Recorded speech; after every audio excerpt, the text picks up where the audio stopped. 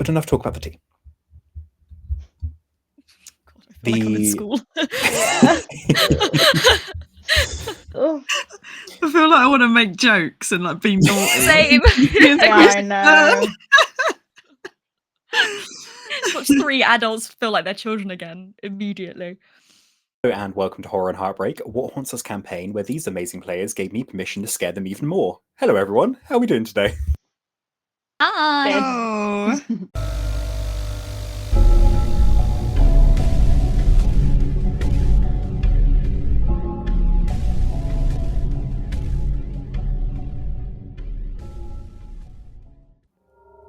It's been a few weeks since you helped uncover the truth of the Bloody Mary killer, as well as the crimes Walter was forced to commit. While they don't know Walter was the one responsible, because you never turned him in, the newspaper has started calling the killer, who they think exists, called the Omniscient Killer, due to the many missing eyes. Tacky. You managed to track down all the victims and helped a few who returned as ghosts, so you've done a lot in the last couple of weeks. You've had a couple of days to rest since you returned from your trip, though barely enough time to enjoy the quiet of the autumnal chill. Your new friend, Rhubarb, the faceless ghost, has been settling in well, seemingly becoming friends with a ghost you didn't know existed in the warehouse. Meaning you are seeing glimpses of Rhubarb in his fox form as well, running around. Yay. Oh, that is the best news ever. I'm so excited by that. Obviously, Heather has returned from her retreat and escape from social media after the events with Ghost Ward 67. Oh. And yeah, is there anything you lot have been doing in the last couple of days? Obviously, you've been busy for the last 2 weeks, but you've had a couple of days of relaxation and opportunities to mess around in the warehouse.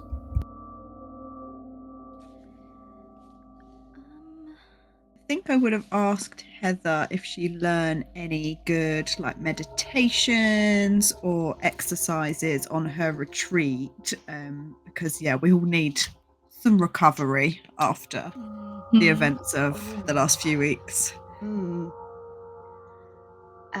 Well, Ruby, yeah, I mean, annoyingly, it was kind of the traditional, like, you know, sitting cross-legged,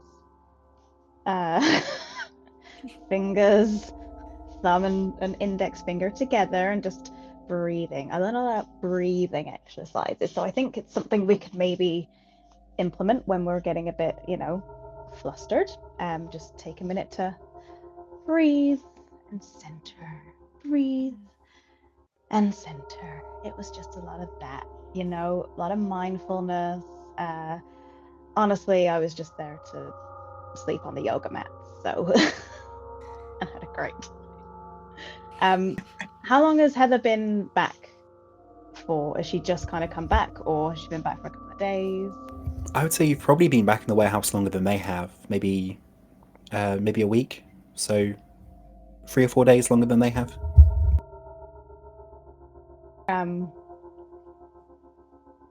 Did the Rhubarb kind of show themselves to her, or was it just kind Yes, of like absolutely. Yeah. Oh, okay. You did have the moment where you got back first, and a like skinny, tall guy with very floppy hair walks up to you and goes, "Hello, I'm Rhubarb."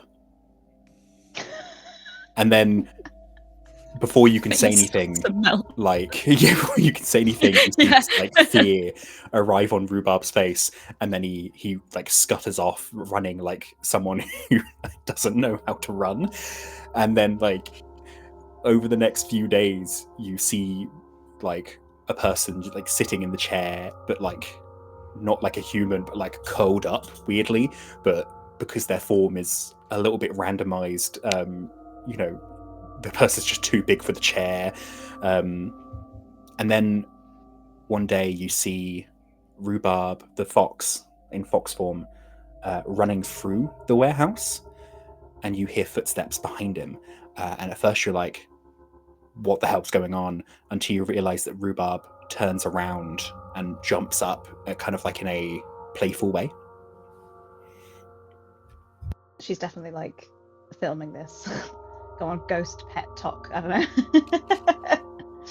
I think she's like fully just accepted, like it's not harming her, like, you know, this seems, she's like, she kind of thinks to herself, she's like, yeah, this is probably something to do with the guys. They've definitely picked something up. And yeah, she definitely is like kind of tries to seek out some kind of hashtag to do with like, yeah, pets and ghosts and yeah, on that side of the internet. I can imagine like sending you put like a reel of like the fox jumping around and one of the team just being like, oh yeah, that's Rhubarb. Mm-hmm. Sorry, I forgot to say that's Rhubarb. Yeah. Amazing. One day you see the fox running and jumping, but as it jumps, its human form returns, and you see just like some random just pop out, like very not able to control its own form, and you can see like struggling to keep that balance. So sweet. I think Heather's just thinking about how this will really like bolster the social media presence of the group now. Like, you know, everyone loves a pet video, even more so when they randomly transform into a gangly man. I don't know.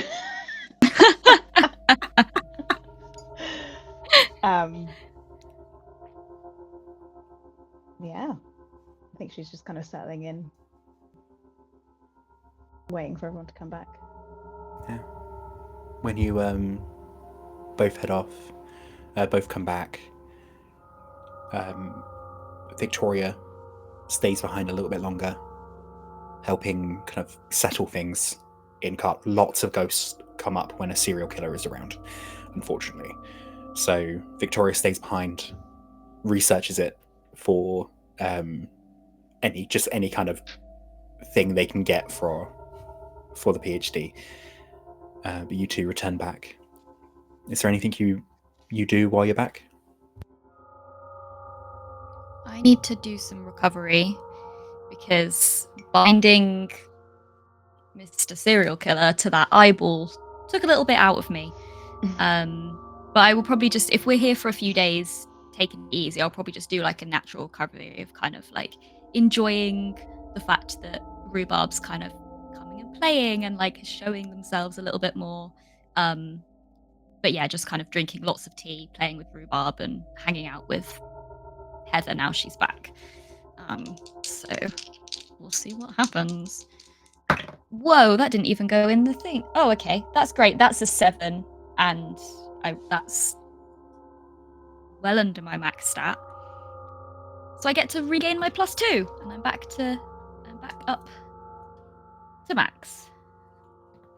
Yeah, the seeing Rhubarb kind of happy and seeing a ghost existing happily is very kind of rewarding, I can imagine, for her. So that kind of helps heal quite a bit there. Perfect. What about Ruby? Yeah, I think same. Just chilling out, making sure Rhubarb is comfy and getting nicely acclimatized. Might be a little bit curious when we see Rhubarb start playing with something else around. Yeah, might keep a bit of a closer eye on that. Probably quite protective of Rhubarb, to be honest. Doesn't want any bad influence ghosts. It does appear to be another animal type ghost, though from just observing, clearly bigger than Rhubarb.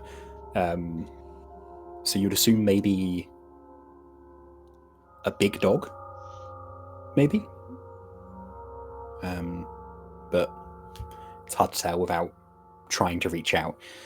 And animals are less likely to commune, obviously. So yeah, I think we'd keep it quite natural, and just sort of be a welcoming environment for, because we're going to try and start a little community, so just encouraging the play.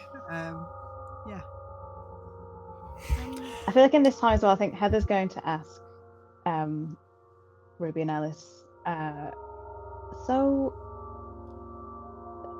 after, I mean, I don't know what happened on your last outing, but how is Victoria on her stance on ghosts now? Like, considering, I mean, I didn't have any chance to really talk to her after the I mean, we didn't really touch on it. We just went straight into another job. fascinating. So And she's back. I'm going to be quizzing her. Yeah, I mean, after heard the event... less explanation for things. Yes, yeah, there definitely was less excuses. I think very much so. I'm remembering the laptop situation when she just like closed the laptop and just walked upstairs and just didn't look in anything. It was very, very funny. Yeah, I think she's definitely potentially open to it a little bit more than Good. I mean, to... yeah, like after everything we've seen, it'd be mad if she was still completely not open to it, but I'm very much looking forward to having a chat. She was on board with bringing Rhubarb back as well, so I mean, Well, you can't not believe, so, but then also welcome Rhubarb into the home. Yeah. Oh, Rhubarb's lovely, by the way. Like, what a cutie! Oh, I know. We couldn't leave him there. We just wanted to bring him and look after him and keep him safe. Makes perfect sense. Seems he's doing much better at staying in his fox form as well. Now he's been home and seems to have found a friend. Yeah. So that's good. That's progress. Sure. Yeah, hopefully no more creepy melty human. That would be good.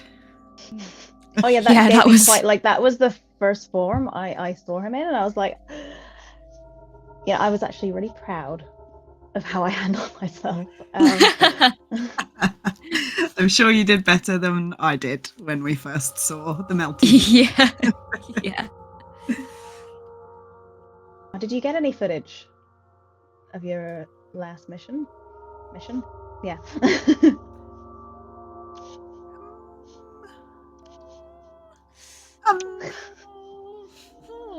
Did we? Oh, do you know what? I think the kettle's just finished boiling. I'm gonna go make a cup of tea. Oh, but wait! Don't leave me. As you're trying to avoid the conversation, you hear a knock on the warehouse doors. I'll get it.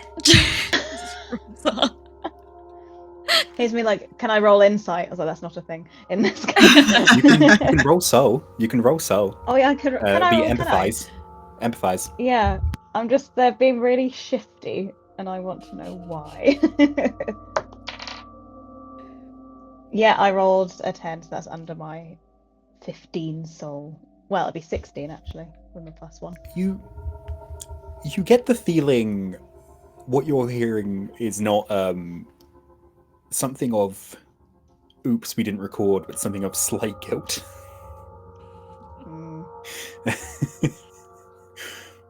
Right, I'm gonna put a pin in this conversation because y'all are acting really shady right now. But let's go see who's at the door. You the sound of knocking.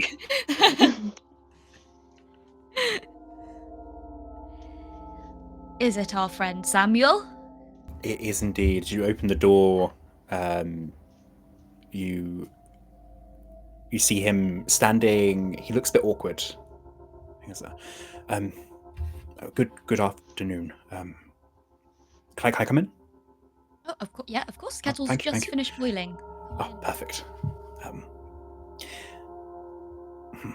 We have a job for you. Great. You don't sound too enthused about it. No, not that I'm not infused. I am. When I say we, I mean both me and Butler have a job for you. Oh. This one's a bit close to home, unfortunately.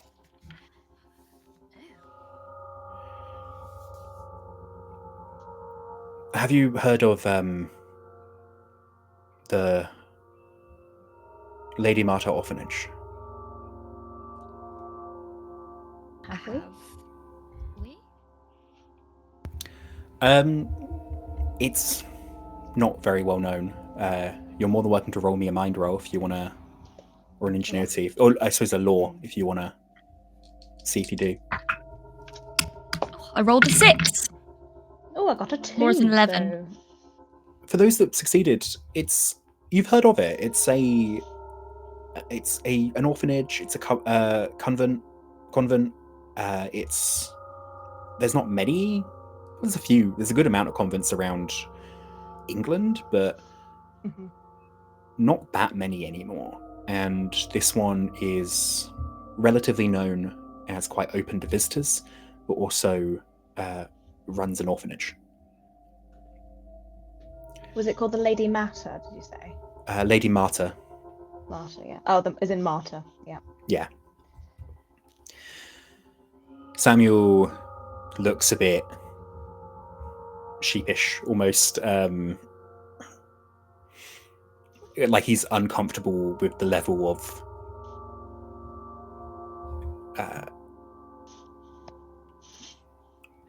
not comfort. He's uncomfortable with the level of information he's giving, not because he doesn't trust you, but I think because he likes you all well enough, and I think he's not a very open person. He goes, I grew up there.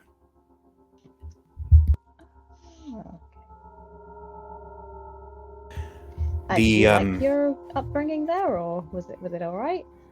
I mean, I liked it well enough. The head nun there now, she practically raised me, Esme, and she gave me a call this morning saying that she's worried about some potential supernatural stuff there. Okay. Is there any other information, or was she quite vague? She wasn't too forthcoming. She asked me to. I think she wanted me to go up there myself, but I'm not a hunter, obviously. I told them I would send people I trust. Obviously, you've got a very good track record, so I do trust you for this. That's not the only thing. When I informed Butler I was going to be approaching you, he offered to raise the money, additional money, if you were to bring back an object. It seems he's after a certain crucifix made out of jade. I've never seen it before or heard of it, so A jade crucifix? You know what he's like. I don't see why he would know it would be there, and I was there for quite a while. I asked Esme about it. She doesn't know about it, so if it's there, then feel free to bring it back, and if it's not, you'll still be paid. I will be paying you for this. Okay. Is there any insider knowledge that would be helpful that you know about the orphanage? There's a lot of superstitions around the orphanage, the entire convent, to be honest. The name, Lady Martyr, is named that because of one of the original founders of the convent apparently died expelling a demon or a devil, depending on who you ask. Always seemed quite silly, but then I met Butler, so,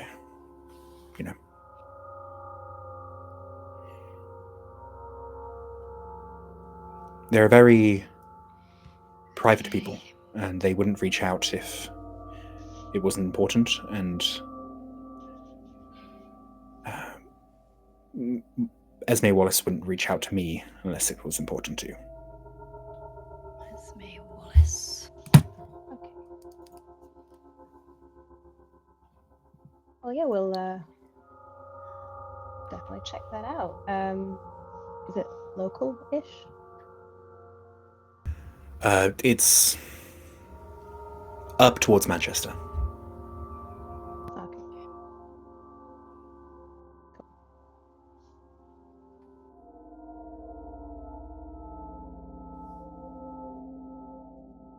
But I'll be paying 5,000 to help. Think of it as a thank you gift for helping it out. And then Butler is offering 10,000 for this crucifix. But again, I don't think it'll be there, to be honest. Yeah, well, look what happened the last time we were sent to go and find an object for Butler. So He has an uncanny way of knowing where these things are. He really does. It's I don't know. The man has connections. But I asked Esme about it. She says if you can find it, you can have it. As far as she's concerned, only thing she knows about is the only things that should be there. Okay.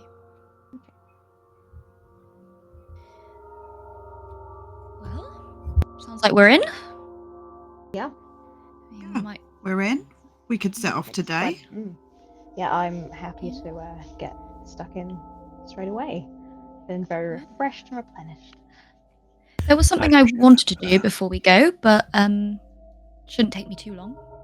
Of course. I don't want to interrupt your day. I was just, yeah. You're not interrupting. I'll be, if you drop me a message when you're on your way back, I will meet you back here. Sounds good. How's the eyeballs doing? Yes, we filled the jar with some new preserving liquid. Butler seemed very insistent in what we used, and it should be fine for now. Okay, good. We're thinking of, I think Butler wished us to cover it in resin. Secure it a bit more. Interesting. Yeah, I didn't think of that. That's a great idea. That might be our next step, and then from then, God knows what Butler will do with it. It's safe though. It's somewhere safe.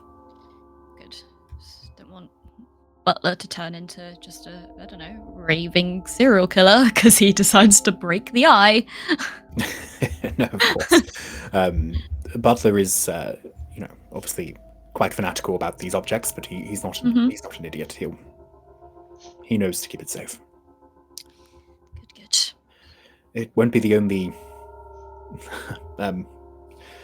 object bound with a ghost bound in it in the collection, and from what I understand, he's far from the worst.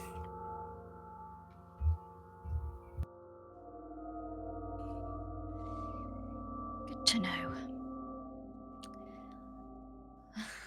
Samuel, who said that in an attempt to be comforting, realized that that's the least comforting thing anyone could ever say, and goes,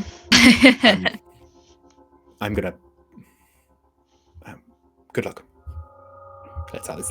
Thanks, Samuel. Awkward, sad smile, and heads up to Butler's office. Bye. We got you, buddy. Yeah.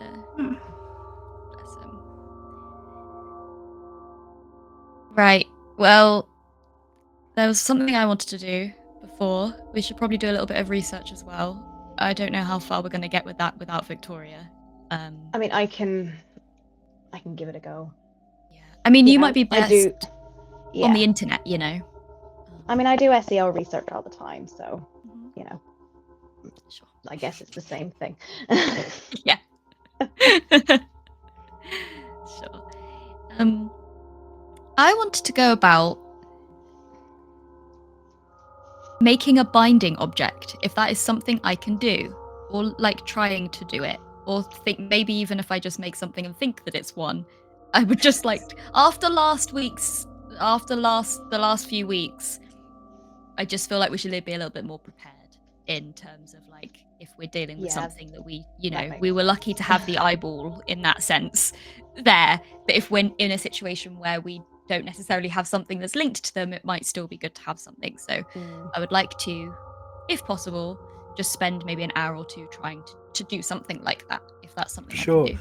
I will say any binding object that isn't connected to the ghost will be very temporary, but it will buy you time. Mm-hmm. Yes, that's what I'm thinking. Roll me. Buying us time. Because you've had a couple of days as well. Roll me a mind. I'll give you a +2 for various reasons. Ooh, okay. Interesting. That's great. That's a 9. And my mind with the +2 is a 13. So what do you use to what does the binding object look like? What do you use to make it? Do you know what? I've been thinking about this for a while actually, and I think what I would like it to look like is like one of those little traditional worry dolls that you can get. Just like little on a keychain. Just made out of just like little threads and whatnot. But yeah, just like a little worry doll, I think is what I think would be the most fitting for Ellis. So yeah, cute. She probably. I mean, it could be even something as rudimentary at this point as finding a wooden peg and making like a peg doll kind of thing. That situation, but that's the vibe she's going for. You make the binding object.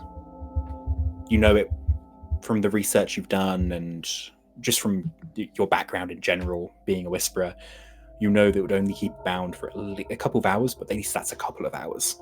That is a game-changing amount for a haunting. Yeah, absolutely. Especially if we've got like somebody possessed wielding a knife like we did last time. Yes. Then, well, pretending to be, but still. You head out, gather all your cameras, realize there's one missing, and get in the van together for a long 3 hours. I think Heather's like clocks as a camera missing. It's like, so you said you didn't record anything, but what? I mean, like, I don't want to be that person, but there is a very expensive item of kit missing from my bag. So would you care to enlighten me about what happened? I mean, I'm not going to be mad. I just want to know. I promise. Oh boy, I really wish Victoria were here right now. Right. So reflective surfaces were an issue for us, a big issue. In the panic, the camera did indeed reflect, so it did indeed get broken. So it was just you were just using it to help someone, right? To help the case. Yeah. It was in case work for sure. Yeah, I mean, we can just put it on. We can just put it on expenses. We'll get. I mean, hopefully, if we get the 10 grand, we can just get another one. Yeah. For, I mean, they're not even that much money. That it's fine. We'll get a better one. Yeah. Indestructible one. I mean, they're meant to be. I mean, they're meant to be indestructible, but ghosts. I get it. It's fine. No worries. In your podcast, what ghost are you learning about today? Whoa! Hold on, let me get the list up. This is the best part. I love this. Okay, yeah, cyclic. Let's go for cyclic ghosts. Cool. So, cyclic ghosts are tied to a specific date. They only appear once a year, usually. This is usually due to them just dying on a specific date or the date holding like a really specific importance to them. It could be a week out of the year, it could be every 10 years, it could be anything like that. These ghosts appear in the place of their death on the day or whatever they're connected to, and they disappear again as the day passes. Very importantly, unlike other ghosts, they're not conscious during that time. So they're only conscious on the day in which they manifest. Meaning, if someone is tied to, for example, Easter, after 10 days, they're going to get very sick of that day. As I turn right here, eventually they grow to hate the date they loved so much, and all their excitement turns to anger. Being able to watch your family and friends' Christmases after you're gone may seem like a blessing at first, but witnessing 500 Christmases, one after the other, will cause one to despise it. And that's the problem with cyclic ghosts, is that they go so fast, right? You know, some ghosts watch their family members for that long. Cyclic ghosts tend to well, not outlive, but exist them. Yeah. And because of that, they also tend to manifest their various abilities, like attacks will be connected to that day. So if it's Christmas, baubles gonna go flying. You're gonna get stuff like that. They can be very difficult to find and deal with, but because they will disappear the next, and then you have to wait a whole another year to deal with them. Cool. All right. While we're journeying, could I do some research on the Lady Martyr orphanage? You may. Would you like to roll me a lore? Yeah. We're helping. I got a 21. Oh no. My lore is a 12, so. Yeah, I was going to say you would gain bonuses from crowdsourcing and the help, but that's not going to help too much. I will. Oh, yeah, because I can get a +2 to lore rolls, so that would have been my lores are 14, but still with a 21, like that's Yeah. It's a little bit better, but no.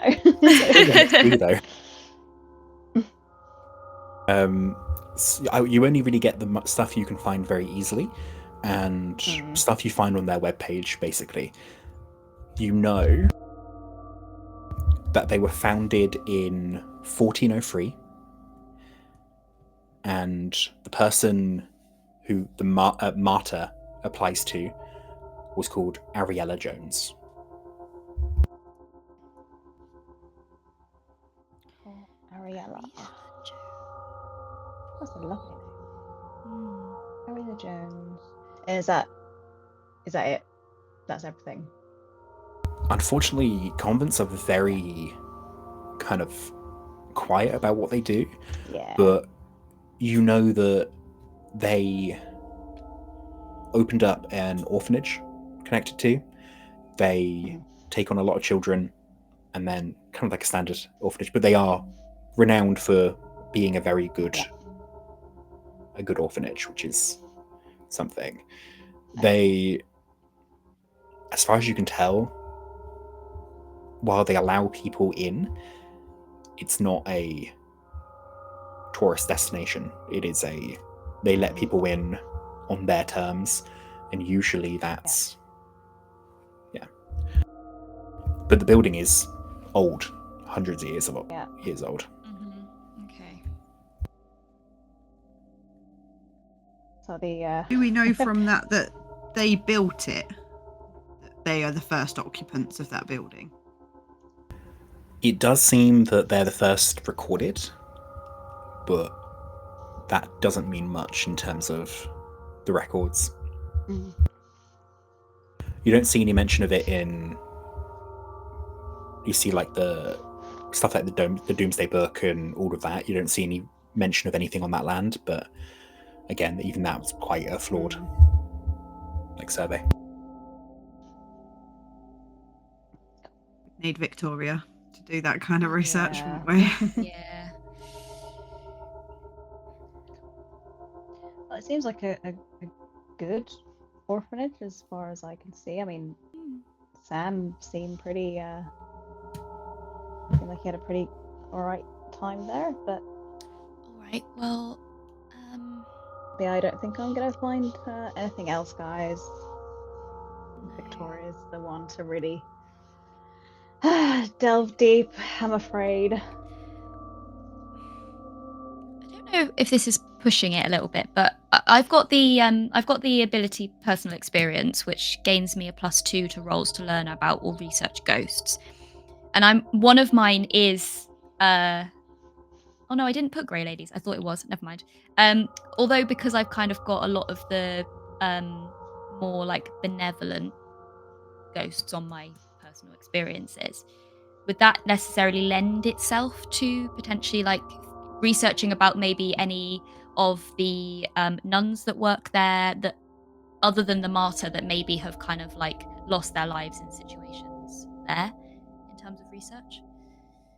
Not necessarily. I will allow you to generally research Ariella if you wanted to, or Esmeralda, but I think because you don't have any...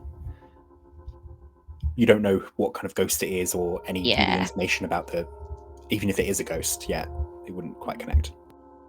Okay, well, I'll try research Ariella then.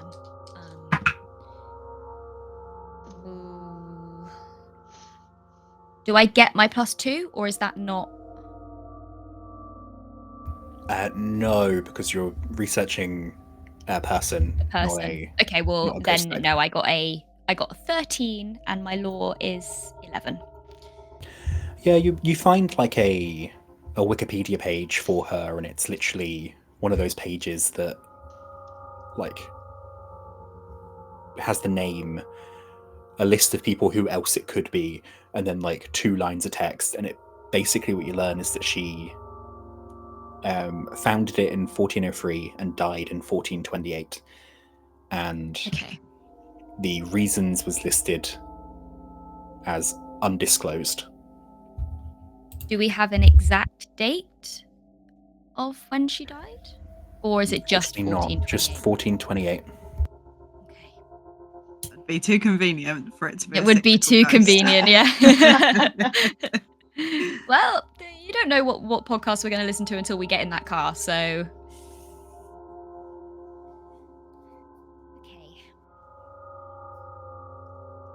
Okay. You take the drive up, go into the more country-esque roads until you find yourself in the gated convent. You head up to this beautifully old building. Like, gorgeous, it's huge.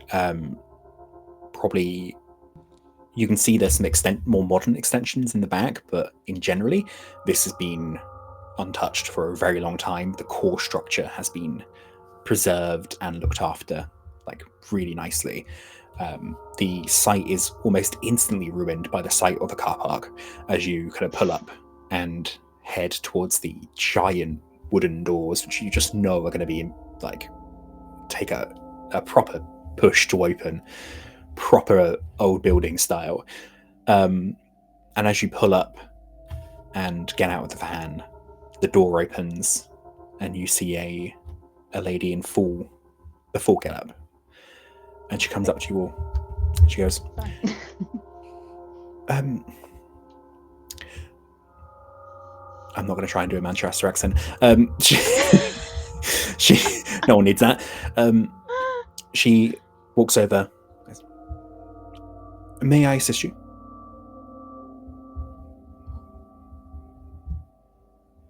Hello. I don't believe we're having electrical troubles. No, we're Samuel sent us. We're here about the supernatural events that might be happening. Your face lights up at mention of Samuel. You must be Samuel's friends he was telling me about? Yes, the Heather, professionals? nice to meet you. Hi. Ellis. My name is Esme. Ellis, hi. And Ruby, hi. Nice to meet you. Hi. You got it so quick. Thank you. Thank you for coming. Come on in. I'll make a cup of tea. All right. You head in. Yeah. Head through the entrance, through doorways, which I can imagine Ruby has to duck down to kind of to get through. You head into a little kind of kitchenette area eventually, and she begins brewing some tea and coffee. And she turns around and goes, I'll be honest, we don't usually allow outsiders in. We're quite a quiet community. And having the children here, it's not for the best interest. But Samuel swore by you lot. So I will allow it on his behalf. It's a shame he couldn't come himself. I haven't seen him for quite a few years, but I get it. He doesn't want to return home. So you are the ones who meddle with the ghosts. You could say that, yeah. We try not to meddle. Yeah. Help people, yeah. Meddling Maybe occasionally. sometimes. Yeah. Unintentionally. Only when we're called to meddle, but no, we're here. We try to help. In my eyes, getting anywhere close to the supernatural is meddling, and we try to keep it out just as our founder did before us. But clearly that has not been working, and we are certainly in need of assistance. So you do have full reign of most of the convent, but do mind. We wouldn't allow you into any of our rooms or into any private area which is in control of whoever has it. There's also a few other rooms which we will put a sign out so you do not go into. The problem we're having is probably quite similar to that of your previous, but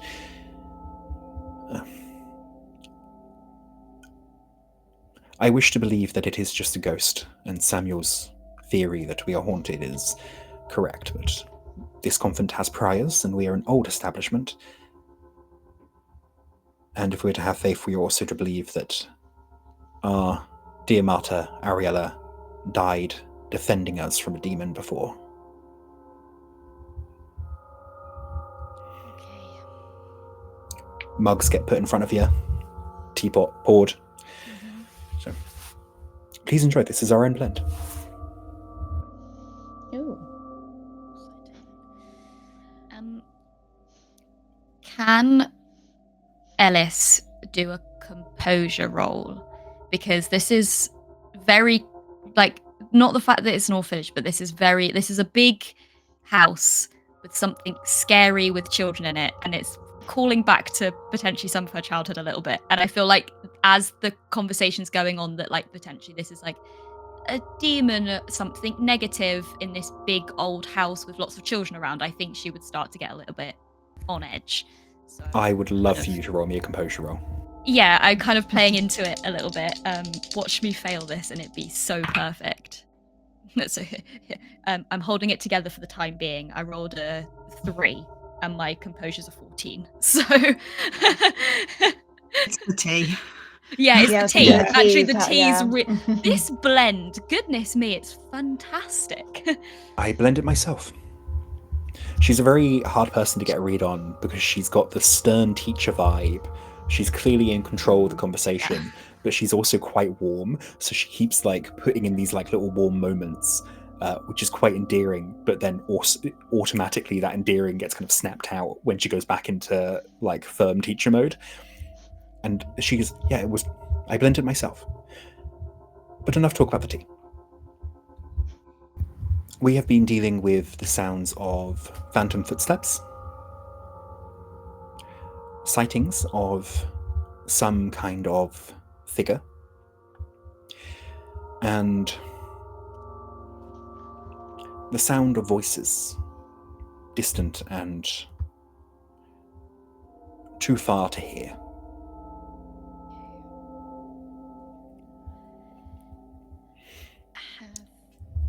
I think I'm going to channel into Victoria right now and just kind of try and remember the questions that she would ask. Have you experienced any cold areas or like sudden temperature changes in any As for rooms? cold, it's always quite cold here, but in general, the hallway has been quite cold, and outside of people's kind of personal rooms, we have been struggling to keep the heat in. We are quite lucky that all of these manifestations have only been taking place in the convent part, not the orphanage part. It's seemingly completely disconnected. Okay. So anybody who has been telling you they've been seeing and hearing those things, it's sisters, adults, none of the children. That is correct. Though we have had children obviously come into this side, they do come in and out, and we have had a few children mention the sound of voices. But Is only it the same? It's hard to tell. People aren't too specific about it, almost like it's not quite in hearing distance. What they're saying they're seeing as their patterns in what's being reported to you? But by the sounds of it, and this is why it took us a long time to believe the occurrences, it was a woman in a habit. Okay. Though in my eyes, that is more than likely just someone has seen me or one of the many other sisters around. Would you be able to give us any more information about the demon issue that your founder had? Well, it was quite a significant time ago, so the records are not entirely pristine. But if you wish to learn about it, we do have a records room down the hall. There is a book in there that was written by the second head of here when Ariella died. Though in my eyes, it's quite fanciful. It's not as academic as it should be. So they've put a bit of a narrative twist on it. Narrative and vagaries where their imagination could not quite reach. Okay. Interesting. I look forward to reading it. Do mind the book is quite a significant age, and specific precautions must be taken when reading. Oh, I can get some gloves. Be very, very careful. Okay.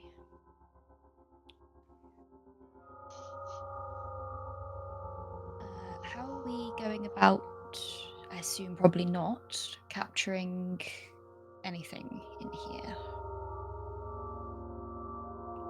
Yeah, we're probably not going to be able to put our cameras out and about. I do have.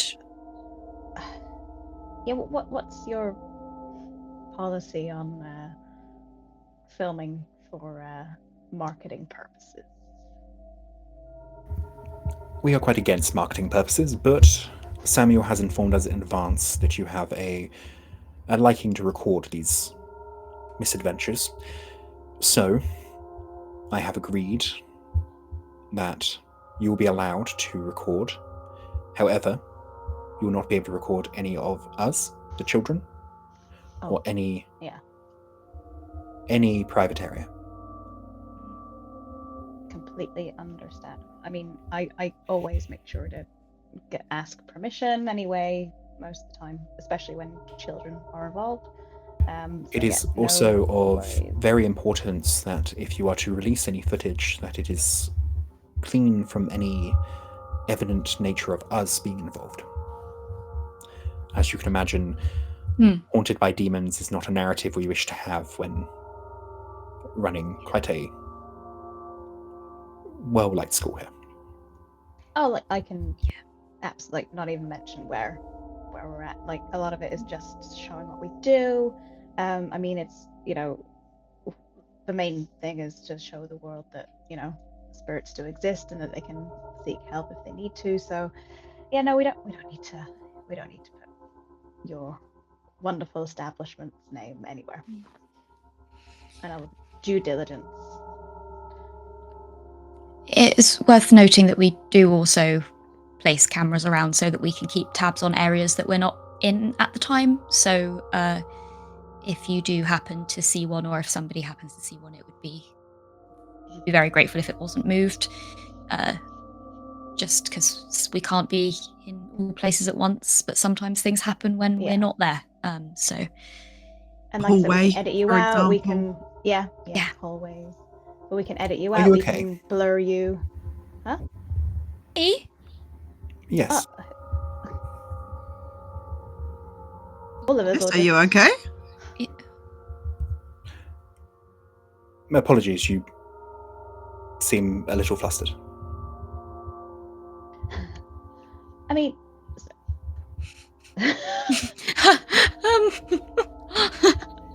You are one direct lady. Yeah. well, I mean, being it's just a bit of me coming in here. Growing up Catholic and going to a Catholic school and being back in a similar environment is fun, but it has some there's some anxieties about being back in this environment, not gonna lie. I can't imagine why, though I was speaking to Ellis. Oh, okay. Oh, sorry. Didn't mean to make him out me. Sorry. I didn't I'll even just register go and either. read I my was like, book. just all of us? I think Heather definitely goes out and goes to the the thingy just to find that book, and yeah, she's out. She's gone. I thought you meant all of us. I thought you meant. I thought you meant like a general weird blanket. about, like, yeah. We were The like, one we feel like we're back in clutching the school. tea. Yeah. Like this, that one. Yeah. Well, yeah, I mean, yeah.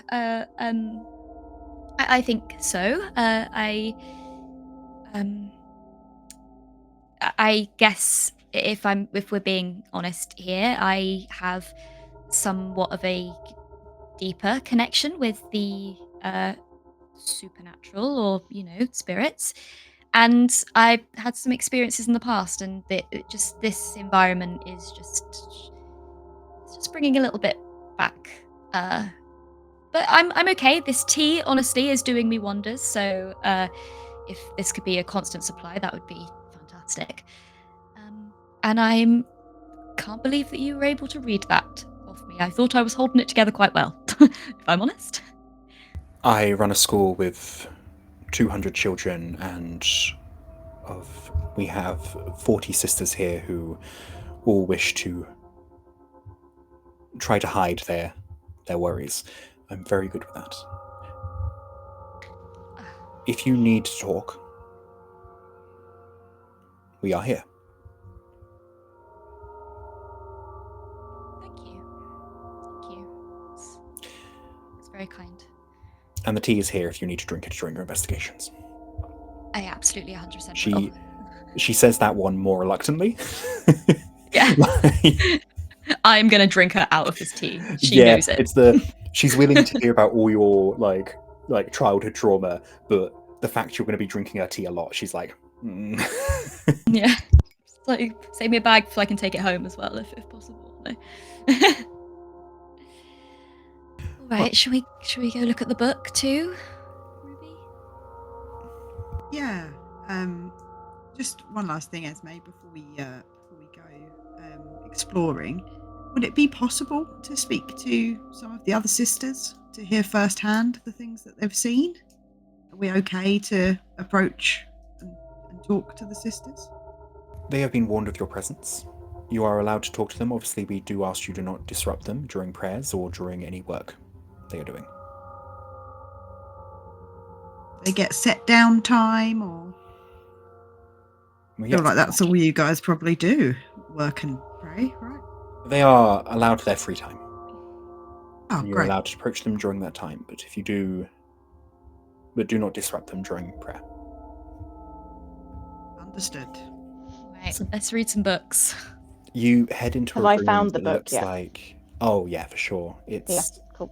The room looks like a makeshift library / archives. Lots of like bookshelves piled up, and in between each bookshelf is a large set of kind of storage for filing. And as you walk in the middle is a kind of like a pedestal with this book on it. And as you can see, this is an ancient book. It is covered. Each page has like a lining on it that's been placed and like sewn over, so that if you touch it, you're not touching the page. It is a pristinely preserved book.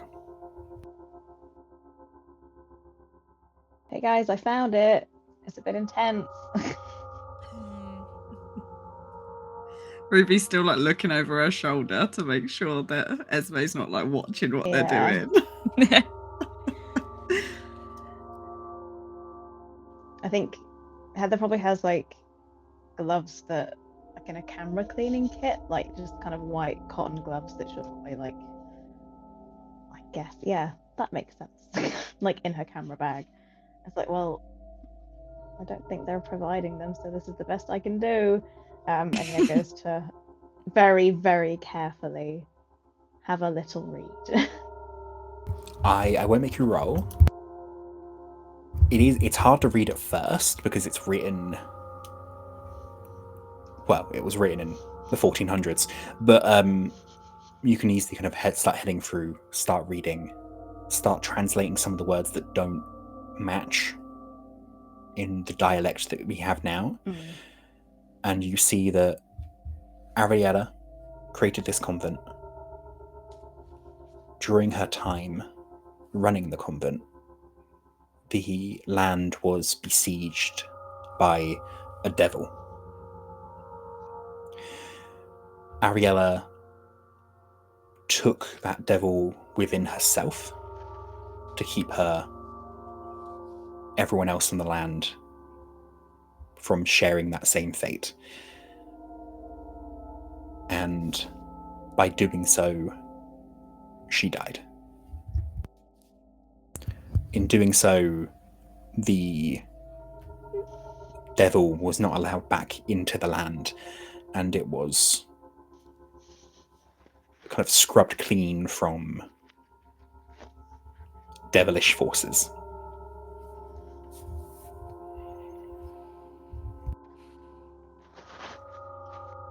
So is that kind of implied that because she took that in, like her kind of, I guess, like holy presence kind of cleansed it, like cleansed the spirit?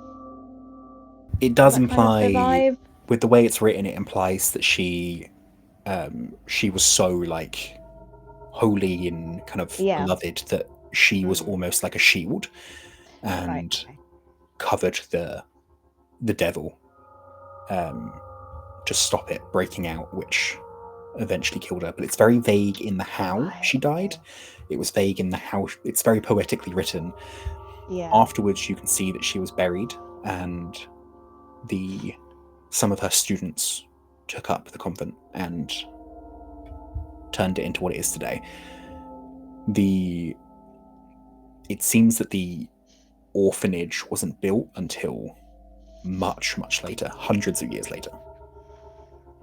At least 1800s. So the students must have been brought in, or family of Ariella, but it's very hard to discern.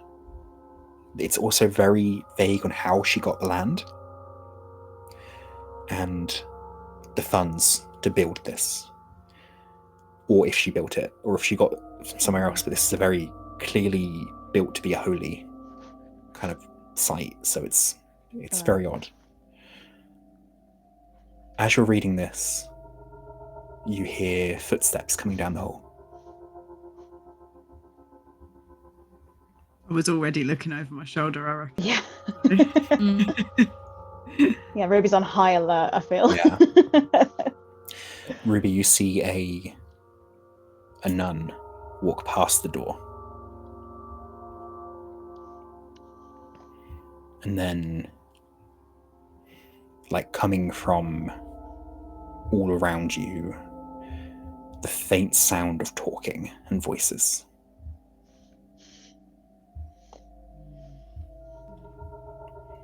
You can't quite work out what it's saying, like it's like the quality is too low. Like it's just not quite right yet. The voices get louder and louder, and you hear those footsteps again. You see Esme turn into the room and then stop. And then she starts talking in an unintelligible tongue. You can't decipher any word. She just stands still, muttering this false language. Her pupils completely gone. And we'll take a break there. What do you mean? What do you mean?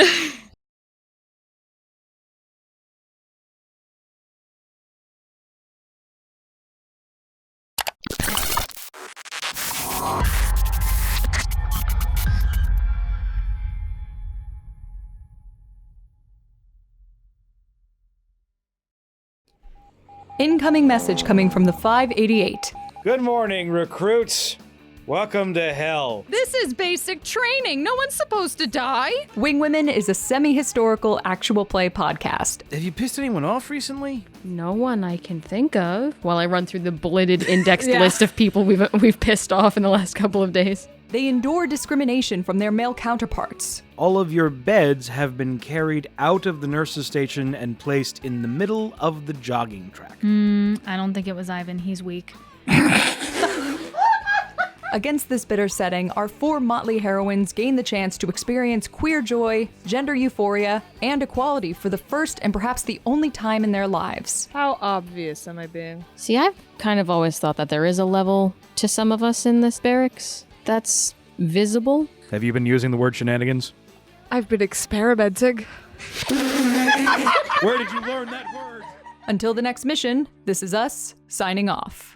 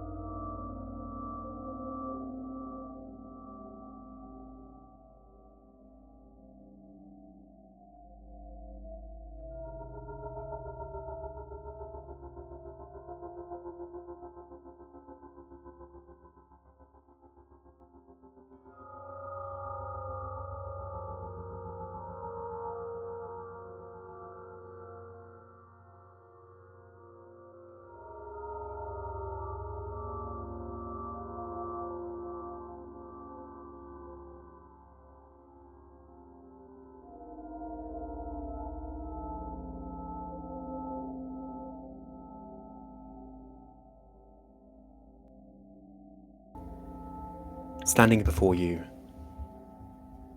Esme, with pure white eyes, no pupils, speaking in unintelligible tongue, not moving, stuck in perfect posture in the most uncomfortable way it can be. That noise, like it's emanating from the building itself, all around you, just words, but you can't understand them.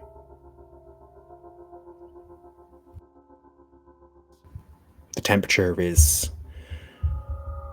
dropped. It's a cold building, but it's somehow dropped even further. You can hear footsteps moving around you. Probably the convent trying to discern what's happening. Ellis can't make out anything that's being said, has never experienced any voices like this before. No, it's...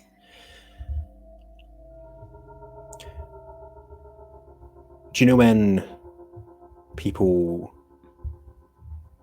are pretending to speak a language but they don't know the language, and Yeah. It's like that. It's made up words. It doesn't sound right. A lot of them, some you hear and you're like, oh, is that Spanish? But it's like, no, it's not. It's wrong. It's spoken wrong. You hear something like, that's got to be Latin, but it's the rest of the words aren't, so you feel like it can't be. Some of them sound familiar, but put together, it's a jumbled mess. I'm gonna nudge Heather. Are you recording this? At least audio. Essentially, instead of taking photos Weird. of the book, she was kind of recording it just for ease of it's just easier to do it that way. So yeah, and now is like phone trained on Esme. Is it just her at the moment? Here? She's the only one you can see, but that noise, you can hear her voice and you can hear the other voice as two distinct parts, but you're pretty sure they're saying the same fake words. Is there any sign of the nun that was like passing the door? The footsteps I was hearing, is there any sign of that? If you go to check, you find nothing. As if it's a long corridor. It wasn't that long ago. So either they went into one of the rooms, but you would have heard that, or they vanished.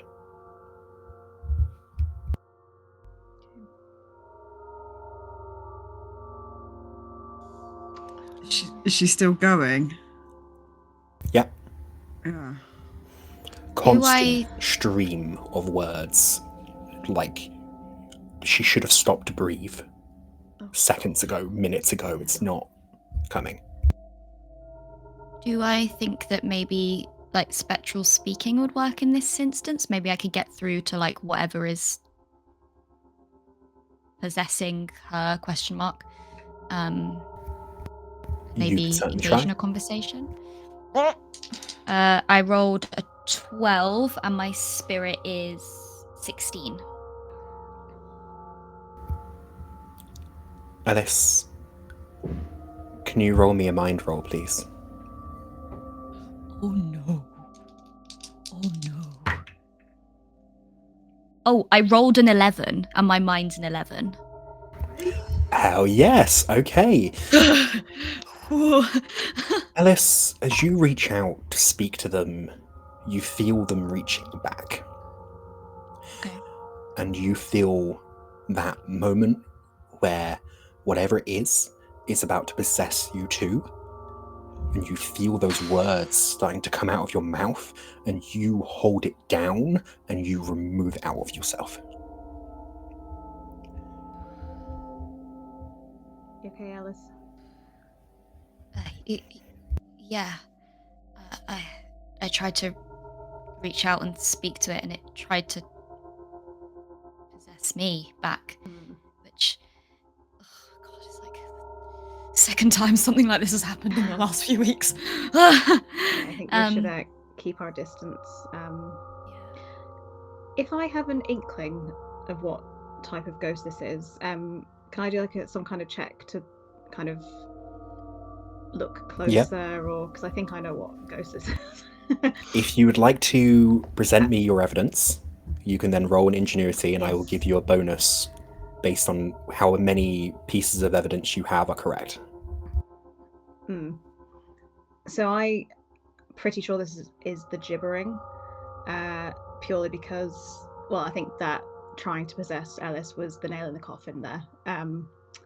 But beforehand, it was like the eyes becoming completely white, muttering in unintelligible whispers. I think the thing as well at the start was the kind of haunting with unintelligible whispers that are kind of like driving people to be annoyed. I mean, people don't seem to be paranoid in this place, but they're definitely irritated by it. You may roll me an ingenuity with +5. Ooh.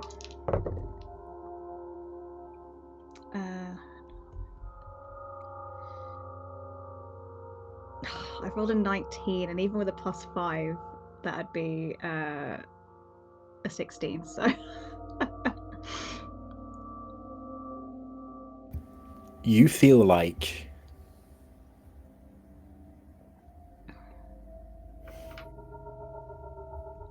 you're very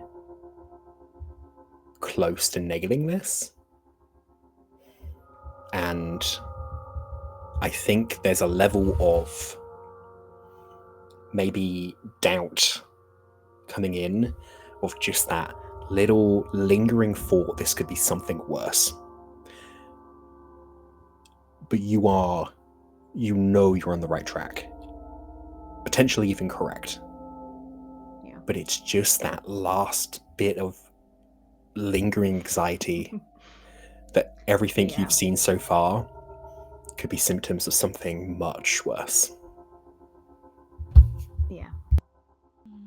Yeah, I think that's kind of like in the back of her head, is that kind of the demon, kind of the devil, like with the stuff that she was reading, like that's definitely like hanging over a little bit, and being in a, just especially seeing this terrifying figure of a nun speaking in tongues.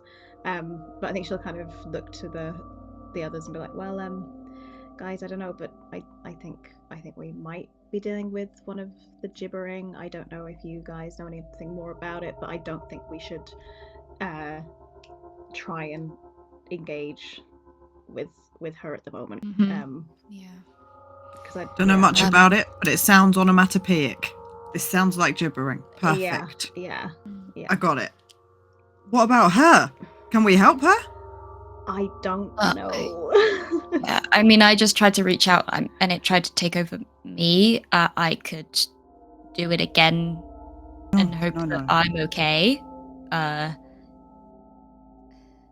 That sounds really risky. Yeah.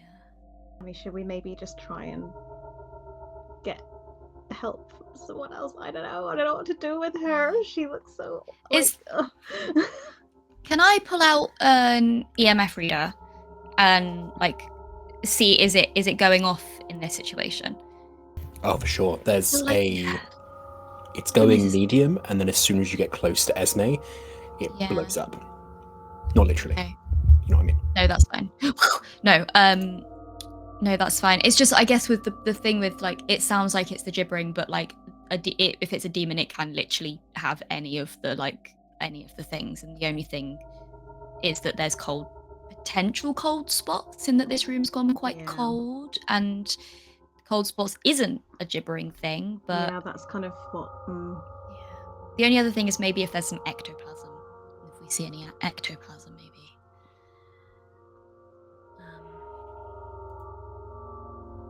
Where's Victoria when you need her?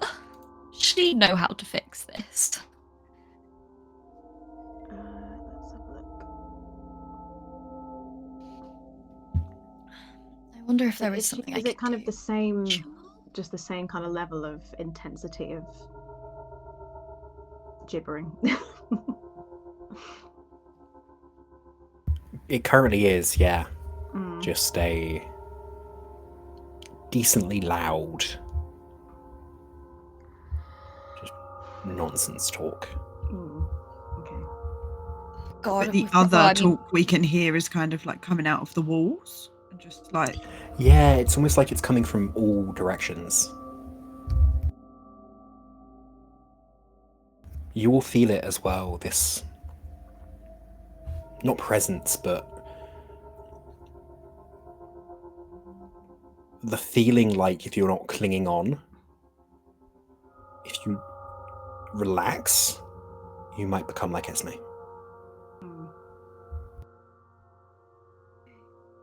I think, bear with me on this, guys.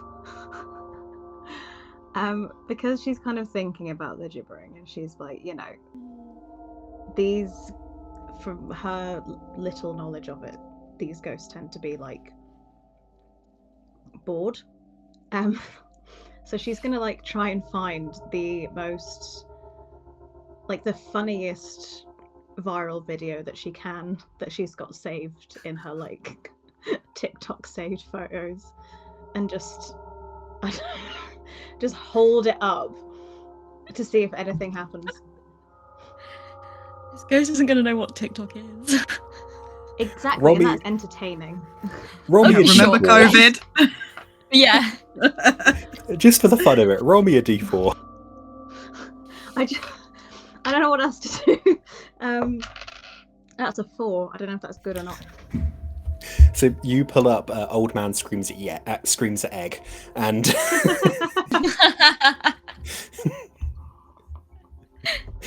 just a video of an old man screaming meow an egg. It's fantastic. And you play it to, I'm assuming, Esme?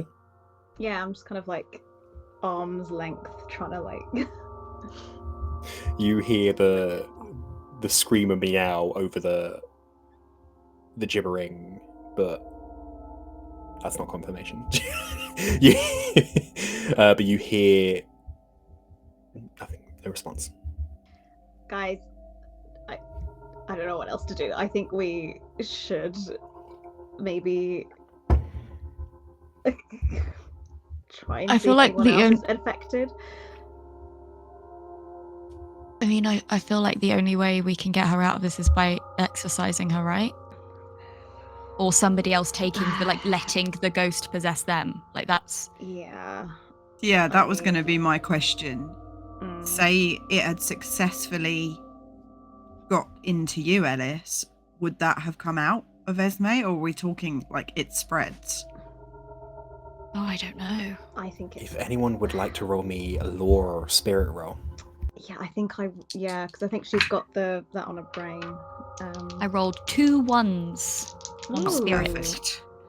So everybody feels a little bit less dreadful. Somehow stood in the room with this going on. I got 7 and my lore is a 12. Really Okay. If this is the gibbering, which you're highly suspecting it is, but there is that little extra you just can't piece together, something that doesn't feel right, you would know that possession by the gibbering does not work in a normal way. It's more like an infection. Hysteria through plague. Those possessed by the gibbering end up standing completely still, speaking the same gibberish as the host or the gibbering ghost that's causing it. If they're to die, they will come back as a gibbering, kind of almost like kind of bound to the original, kind of speaking the same unintelligible words. And while exercising them could work, it wouldn't stop them being infected in the future. One thing you would know with 2 wands is that if the gibbering ghost comes under threat, those possessed by it will then come to its aid as well. It's like an extension of itself. There's every chance there's more. The words that people are hearing is that there's more infected in this place. You would also know gibberings, they are out of boredom, but they're also out of just time. Sometimes it's just they've been there so long that they've lost the ability to communicate properly.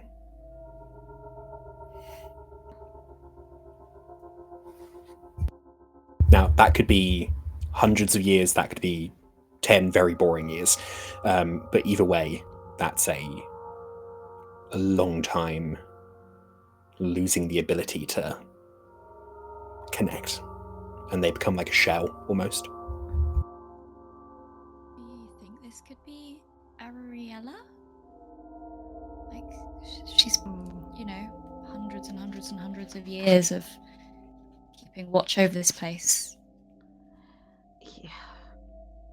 It's possible. I mean, earlier, but just before this kind of happened, I was pretty paranoid and worried, but I did think I saw a nun like move past the door, and then in came Esme, and this was all happening. I know it sounds silly in this place, but the reports are that they've seen a spectral nun. Were they wearing dismiss it. the same as what Esme is wearing right now? The ghost you saw? The habit. Sure. I just imagined that, back in the 1400s, the outfit, their clothing would be considerably different to what it is now, unless they are very, very staunch to keeping. It could have been different, but you only got a passing glimpse. We'd probably be able to see that from like paintings and maybe photos around of nuns throughout the years. Do their outfits change much? Oh, for sure, yeah. You'll see this place is covered in paintings of nuns that actually been there, and also more like saintly kind of figures.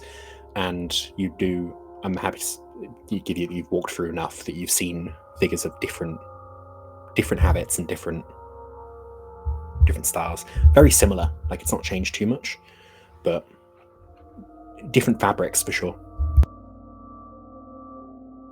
So yeah, the glimpse I got, it was definitely some kind of habit garb, but it could have been different. It was just a glimpse. Well, we need to think about this situation right now, Esme, and I mean, I can try exercise her. I don't know how well that's going to work. I don't think I've ever done it before. Or we can try and, I don't know, make her less bored, or remind her who she is. Yeah, I mean, if we read her the story. What if we read her the story of herself? I mean, that could be quite captivating, and also potentially remind her of herself. Yeah. If she was clearly important person here. Working on the basis that this is Ariella that has just done this, and this isn't something else. But I guess we have to cross off all options. Yeah, the only other way I can think to test what we're working with is to let it see if it spreads, see if it gibbers one of us, but I don't fancy trying. No, I think maybe something from, if it is that from her past will work. yeah, like I don't think. I mean, I tried with a video, but I don't know why she would have responded to a modern, thing that was very silly of me. So no, I think it's a great idea. Whoever who has the best storytelling voice. I'm gonna go and close the door, just in case any of the sisters decide to wander As you this close way. the door, you do see another sister down the hall that is the same, like stuck, pupilless, mumbling. Guys, it's spreading. It's happening. Okay. Okay, we gotta, yeah. Okay. I mean, we can try the book idea, or we can just go straight to an exorcism, but I don't know how this would work in terms of everybody. If it's... Feel like we need to get the core one, right? Yeah. Yeah. There's no way to know that. The Ariella theory is good, though. Yeah. Let's try. Let's try reading the story. Shall we read the book? Yeah. Yeah. Okay. Sure. Who wants to read to the book? Read the book, not read to the book. Who wants to read the book? I feel maybe I shouldn't, just because there's maybe more things I can do to interact with it once it's out, or if it's willing to speak. So maybe somebody else takes that helm and I can be a channel of some sort. I mean, I read Done it before, some voiceover work. Yeah. Familiar with the language differences, so.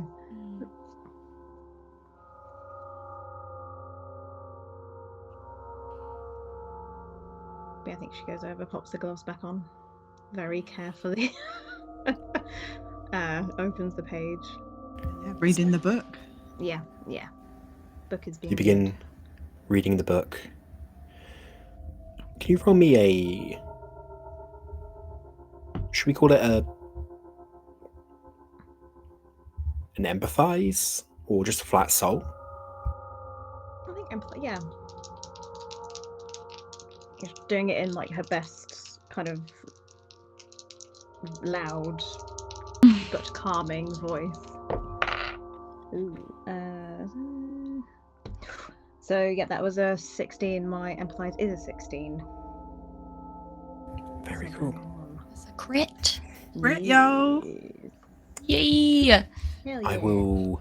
You get an XP for that as well. Yeah, I think yes. Yep. I believe, yeah. I will not make you roll then.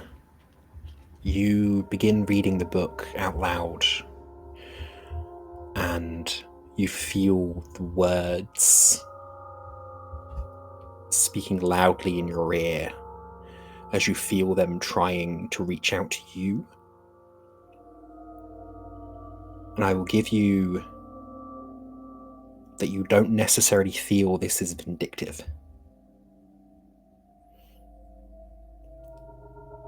But I would like you to roll me I guess a mind roll. But I will give you a +3. Cool. Is that everyone or just Heather? Just yourself. Okay. Was that a +3 you said? Oh, that went on a journey. Fantastic. So yeah, with that +3, 15. Yeah, so I got a 12, and yeah, my mind would be a 15 with the +3. You feel reaching out to her.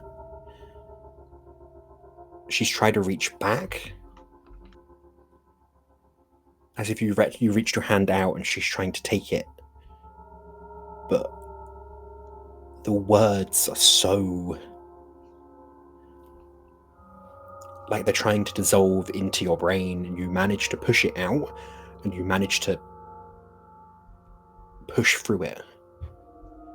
But because you got the crit and you succeeded on this, I will tell you that you get the sense that she's trying to reach out to you rather than hurt you.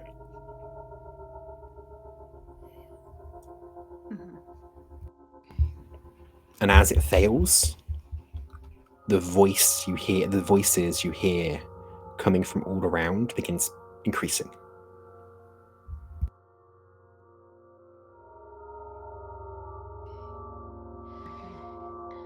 Well, guys, I don't know if this is working, but I can definitely. She's not trying to hurt. I can sense that she's really trying to get through. So I don't know what to do. Okay. I'm just wondering if there's like a ritual that I could do or lead. Like, I'm trying to find rituals in here now. Because I don't think doing. I don't want to hurt. I don't think hurting her is. I don't think is an option here. I'd rather not. So it's like she's trying to say something, but yeah, I think so. She's trying to break through, and it's just not working.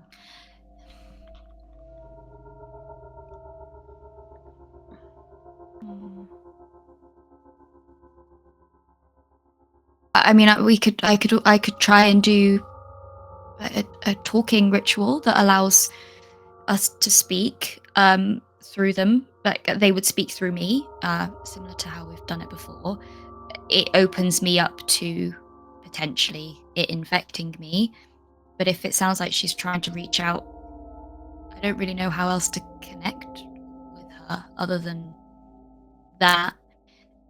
Or the only other thing I could think is that we forego speaking and maybe, I don't know if we can have a pen and paper and see if she'll write something to us instead. Maybe? I mean, I'm gonna close this book just in case, because I don't want Esme to freak out. But yeah, that could be an option.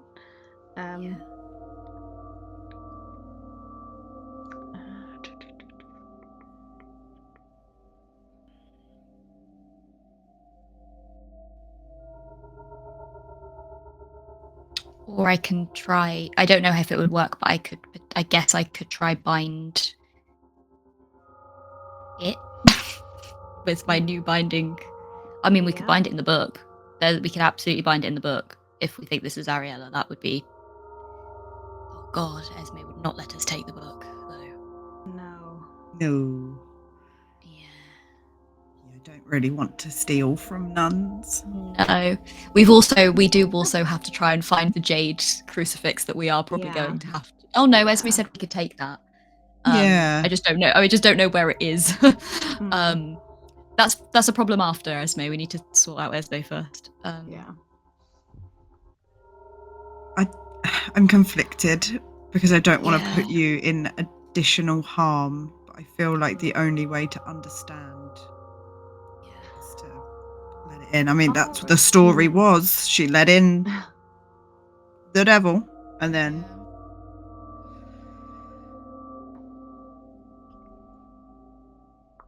we can try. I'm open to trying.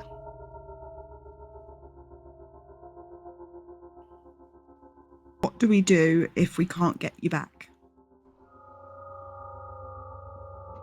If you just gibber? I don't know.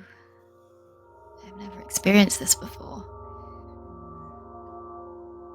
I mean, I guess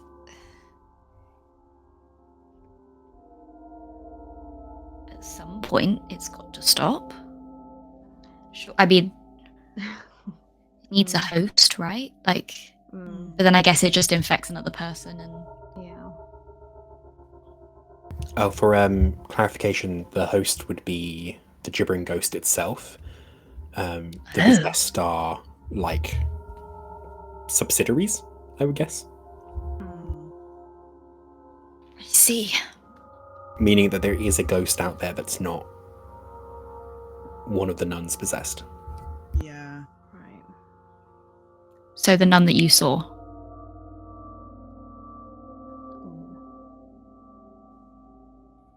Potentially. Yeah. So what maybe we need to find her. Yeah, maybe we find her and we speak to her. Yeah, and just leave Esme to her. I think we might have to. Gibbering. Stick some cameras on her so we can keep an eye. Yeah. Yeah, I mean, I guess she's been gibbering for this long and not passed out without breathing. I think maybe we will be okay for a minute. And hasn't attacked. I think we can just. Yeah. I think the best thing we could do for her is to find the source. I think as we leave, or as we're putting cameras, I think I'll just from a distance, try to speak to Esme/Ariella and just be like, we are going to come back for you, and we don't mean to leave you like this. We just don't really know how to deal with this right now, so we're going to try all our options. Please let me have more tea later after this.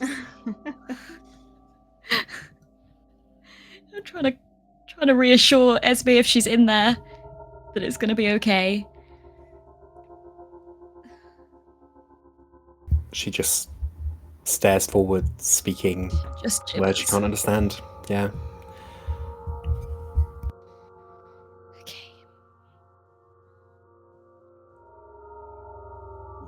Okay, so yeah. I guess let's have a look around and see what the ratio is between the gibberers and if there's other movement.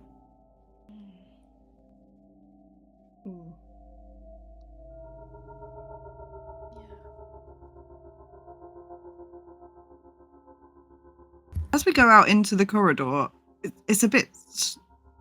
So there's the one that's there. Yeah. No one's coming out of doors, or is it otherwise quite quiet? There's no one else in the corridor, except for that one that must have been walking up. No one coming out of any doors, though you do hear voices in some of the rooms. Oh my god, everybody's just infected right now, aren't they? The general voices that was emanating from all around you has begun to die down now you're out of the room. But you can still hear the voices of different people who are doing it. You can hear a couple of people who are confused as all hell.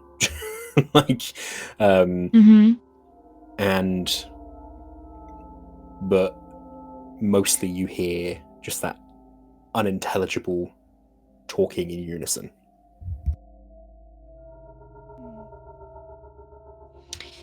Can I look in the direction that Ruby saw the nun walking, not the one that's gibbering, the nun that walked past?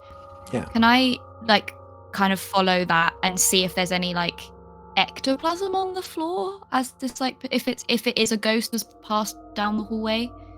Yeah, for sure. I can imagine you have a UV light on you because it's quite handy, and there is a trail of it going down the hall.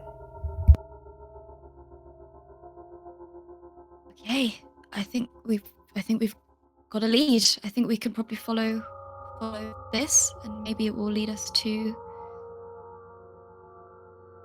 them. Yeah. Ghost tracks. Perfect. I like it. Cool. All right, I will continue with my UV light, following it, and kind of, I guess, leading the charge of we'll follow the ectoplasm. Unless anybody needs to do anything else in the room before we go. Lead you down the hall, and as you follow it down, you hear some voices in the room to the right, towards the end of the hall, that you can understand the words, and you hear someone praying.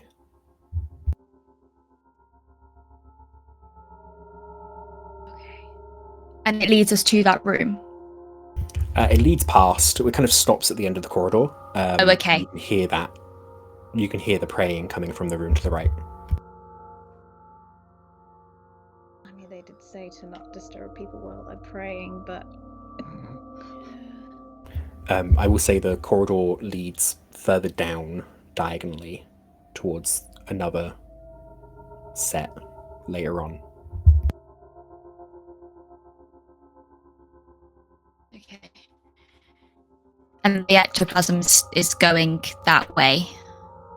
No, the ectoplasm stops. Or it at the end stops of that abruptly? corridor before the turn, yeah.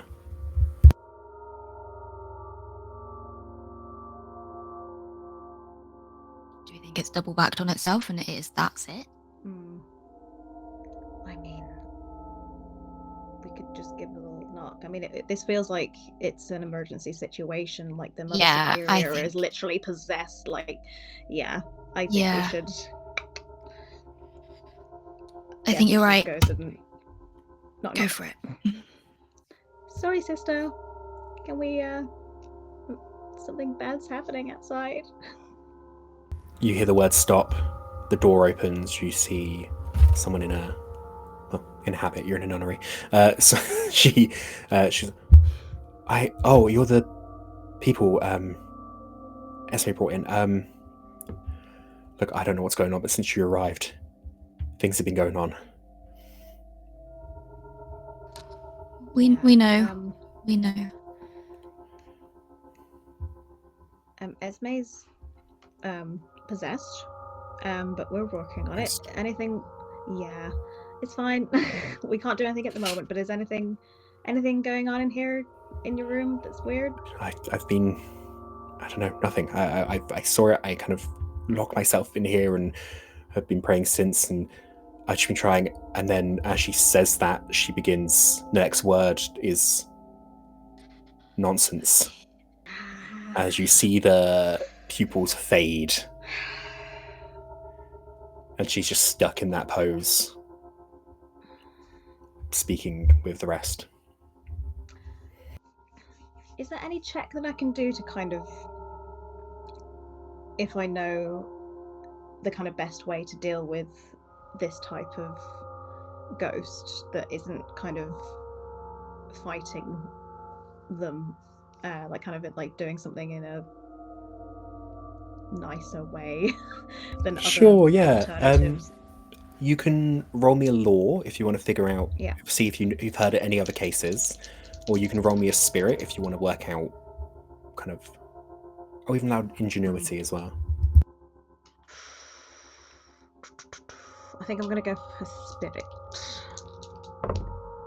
Ooh.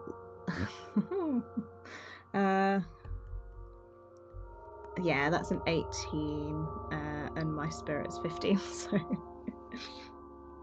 I mean, what I'll give you is what the few things you would know in general. So, you know of the different ways to help deal with ghosts. You would know, in this case, if you find the original, like the actual ghost, many of what you have might still apply to it. But I will give you that you would assume that the people who are possessed, you can't do anything of that with them. It's not gonna help the wider problem. Yeah, guys, we need to find that OG. Well, there is one ritual we can do. I don't know if it'll work, but we can try to summon the ghost rather than us just wild goose chasing around this entire huge place. We could go back to the book and we could try and summon the ghost to us. I mean, it might not work. It might also, again, open me up. But, you hear footsteps behind you in the corridor. Or not. I'm going to turn around. Again, you see what Ruby saw, that tiny glimpse of a nun walking past, and as you try to trick your neck to see a bit more, she's faded. Okay. This is like Scooby-Doo would just be chasing down corridors, aren't we? Yeah. I think we just have to try and summon her to a spot. I think. I will say, with your UV, you can see more ectoplasm now appearing down the corridor. And you said, Heather, there's some sort of attempt to communicate. Maybe she's not running. Maybe she's leading. Leading. Yeah. That's a good point. Yeah. Yeah, that is right. Yeah. I mean, shall we follow for the moment and then? Yeah, I think so. Yeah. And then if she is leading us on a wild goose chase, then maybe summon. I think. We do know she's potentially bored, so it could all be a bit of a game. Yeah, but it's worth a try. Yeah, I mean, walking around these, dreary convent hallways, just praying and working and praying, let's follow her. Sounds good. You follow, and it doesn't take you all the way down to the corridor this time. Instead, it takes you into a room in the middle of the corridor. The wooden door, the old heavy wooden door, that's slightly ajar.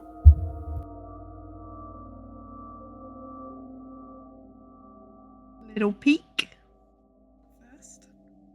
You see a room, clearly some kind of storeroom, much bigger than what you would generally need. So it's not a cupboard, but you see what's it called? You see what appears to be some kind of manhole cover that's been lifted and is kind of slightly off. And you can see some tools scattered around that have clearly been here for about a week because they're dusted. They're a little bit dusty. But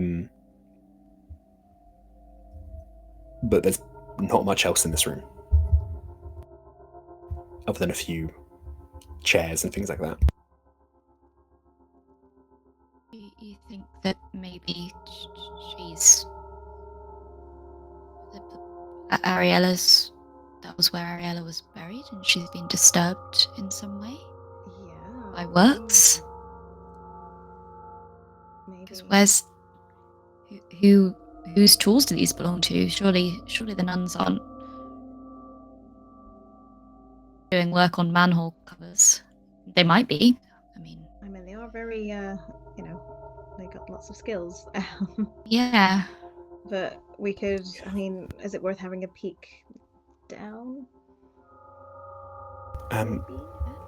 On the first question, would someone like you feel free to roll me an ingenuity roll? Okay. That one's cocked. Okay, that's a 7, and my ingenuity's 11.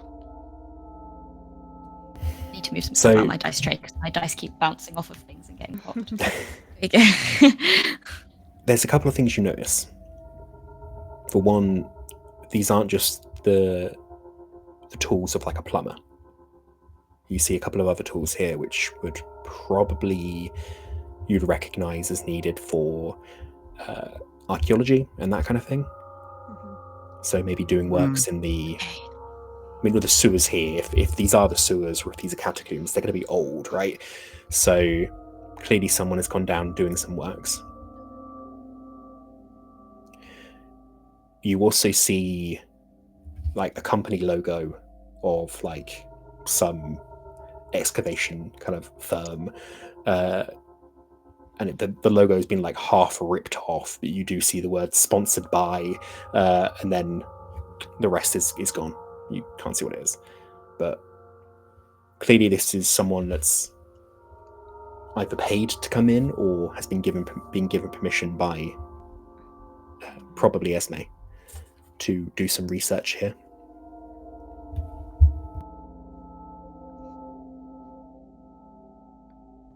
Interesting. Could it have anything to do with the crucifix? Crucifix, yeah. Yeah. Maybe we should just head down. I feel like Let's she go. was. Yeah. This is. Let's go. I'm not thrilled, but it could be interesting.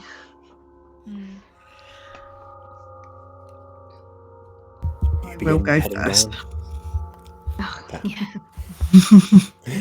Thanks, you begin heading Ruby. down, and I can imagine there's the thing of like another hatch, like as you head down and see these like really. I mean, it's grimy down here. It's ancient. It's dusty. It's cold, but hundreds of years old. It's not a sewer system, which I think you have a bit of relief over probably, but look to be more like catacombs of some kind. Maybe they were built originally to be the sewers, but were never used for it, or for whatever reason. But you can see it goes down maybe 30 feet, hits a dead end, and the dead end is all just stone. So like unfinished, undecorated, like they were planning to do more. And you see on the side some rubble on the floor where a brick has been taken out as part of the investigation, and there is a room on the other side. And you'd probably assume the moment they uncovered something, they were like, "You're done, get out." Like that wasn't the deal, kind of thing. Like, so you can see what's clearly a room on the other side. Okay. I mean, is this a case of putting the brick back, or like? Yeah, can we shine a torch through the hole and kind of look through and see what is on the other side? I'm pretty sure I can work out what is going to be on the other side, but like, I'd like to You see as you shine through, you see a set of what appear to be like stone shelves with some very old looking books on them. Preserved enough, but some of them aren't looking great. And in the middle is a large stone coffin. And as you get close enough to shine your torch through, you hear words from inside. Gibberish again, but not emanating from all around you this time. Specific. There's almost a sound of footsteps as well from inside. I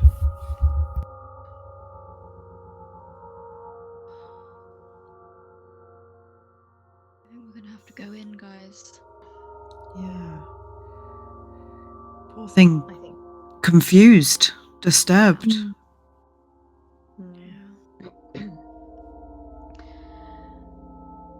Right, let's start Yes. moving bricks, I guess. Respectfully as possible, I think we should.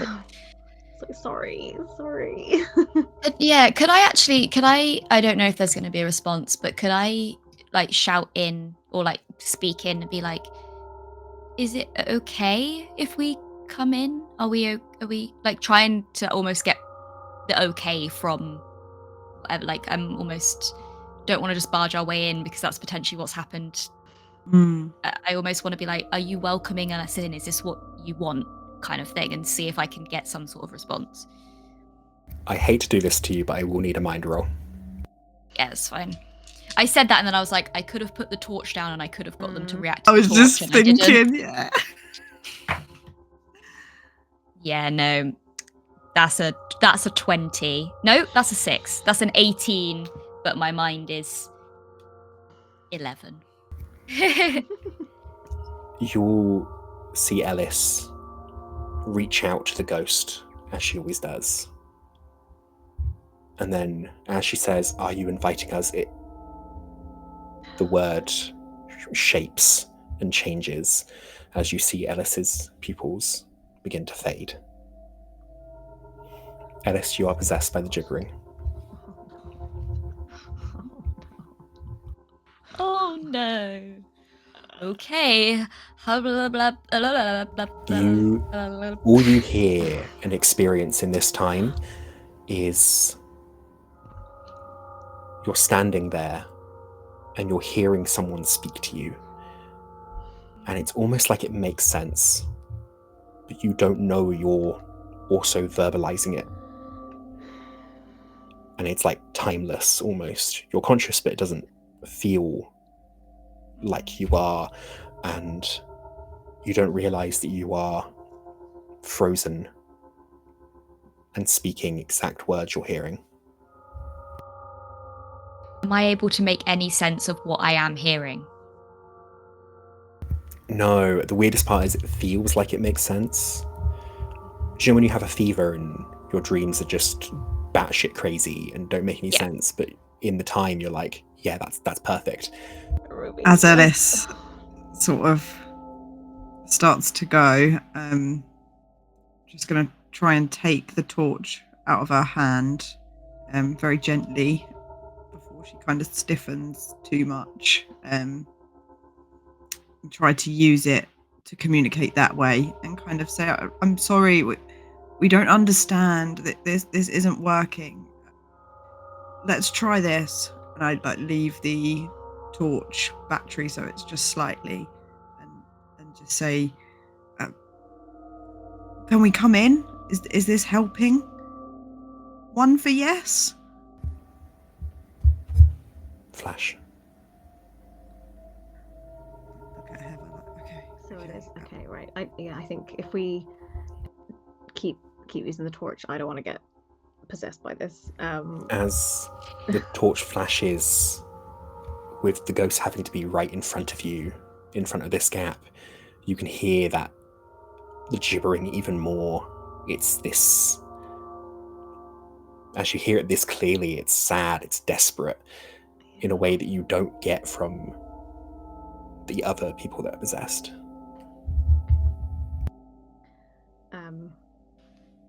Shall we just keep taking those bricks out? Yeah, I think that's the best we could do, Ruby.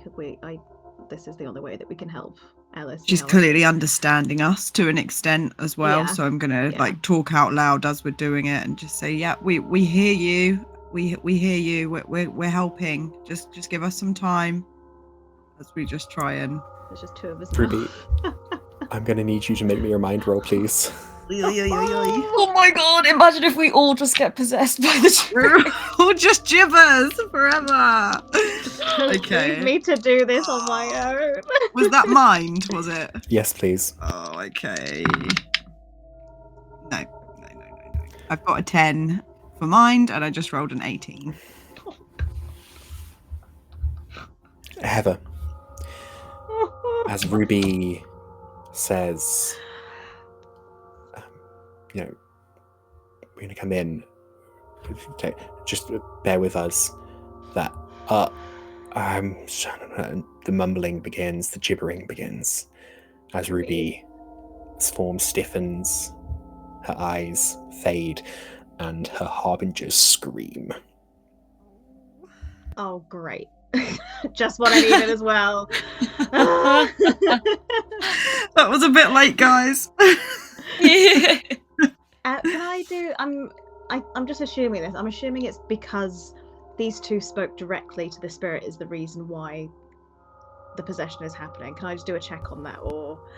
I'm not going to make you roll. You get the sense that yes, that's basically what happened. The speaking directly to her as she tries to reach back out is seemingly causing. Well, you felt it yourself, that attempt to reach out. Makes so much sense now. Yeah. How many bricks did we get rid of?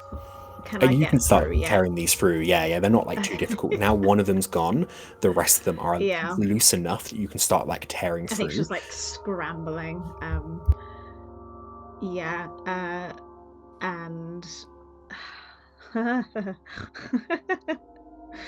And it just goes in to the what's it? It's cold. Catacomb, yeah. It's cold in here. As you look around, the main thing you see of interest is that big stone coffin. Yeah. Just gonna go over to it and see if she can open it I'm not gonna make you roll. It's it's heavy, but with enough like time and pressure onto it, you can push it enough that it slides across, and you see. She's got the adrenaline. Oh yeah. Laying in the coffin is a skeleton. And inside the ribs of the skeleton is a green crucifix.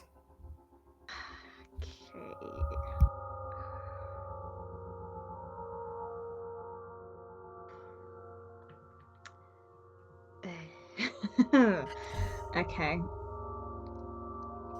Am I getting any vibes from the crucifix? I don't know what vibes. It's cold.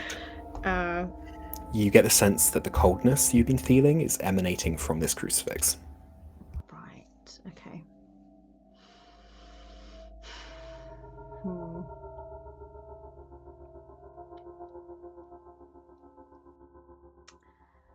I don't want to pick it up with my bare hands because that would be stupid. But I think she's just in this moment thinking like this needs to get out of this body. Do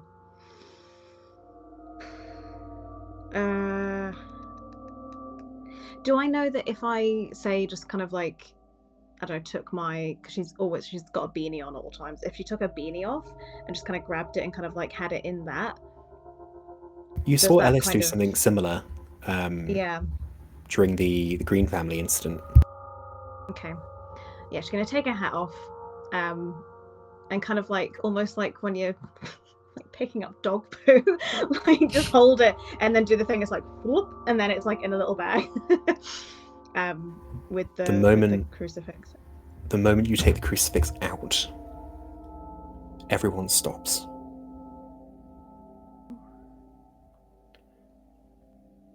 And you see appear in front of you, standing opposite the other side of the coffin, is a lady in a very different looking habit, very old, very less comfortable texture and fabric, and like faded color. And she says,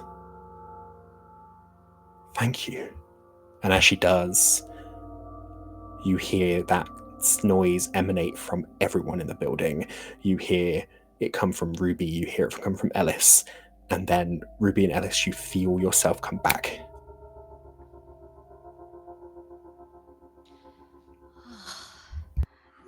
You all right? Everyone good? I think. Yeah. I think we got it. Bit of a headache. How are you? Yeah, my jaw hurts. I'm talking a lot. I think she kind of like says, she's like, to the skeleton, just as she's kind of like, it feels like she's violated it a little bit. It's like, so sorry, and like just kind of, it's like, Ruby, could you help me get this lid back on? It was really easy to push, but. So. Yeah, let me take the object. I can Ellis, touch them without think that happens. You each see the ghost of the nun opposite Heather. Just thank you. And she's like trying to get the words through, and it's, you freed me.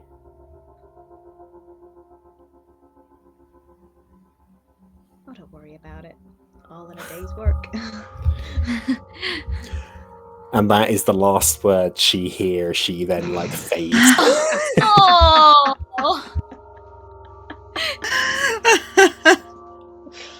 I think that's our new tagline. Yeah. All in a day's work. The gang. All in a day's work. All in a day's work. What? Why do you think? What do you think was the jade this I think to do with it? I think there might be I don't know if there's something in this. Maybe. I don't know if you can feel. Is it still cold? Yeah, it's still a little bit Yeah. cold. It's that like just after touch of something powerful. Yeah. But I would say, Ellis, with you now holding it, you don't sense anything in it, but you sense like that like lingering aspect. It's clearly something powerful was connected to it.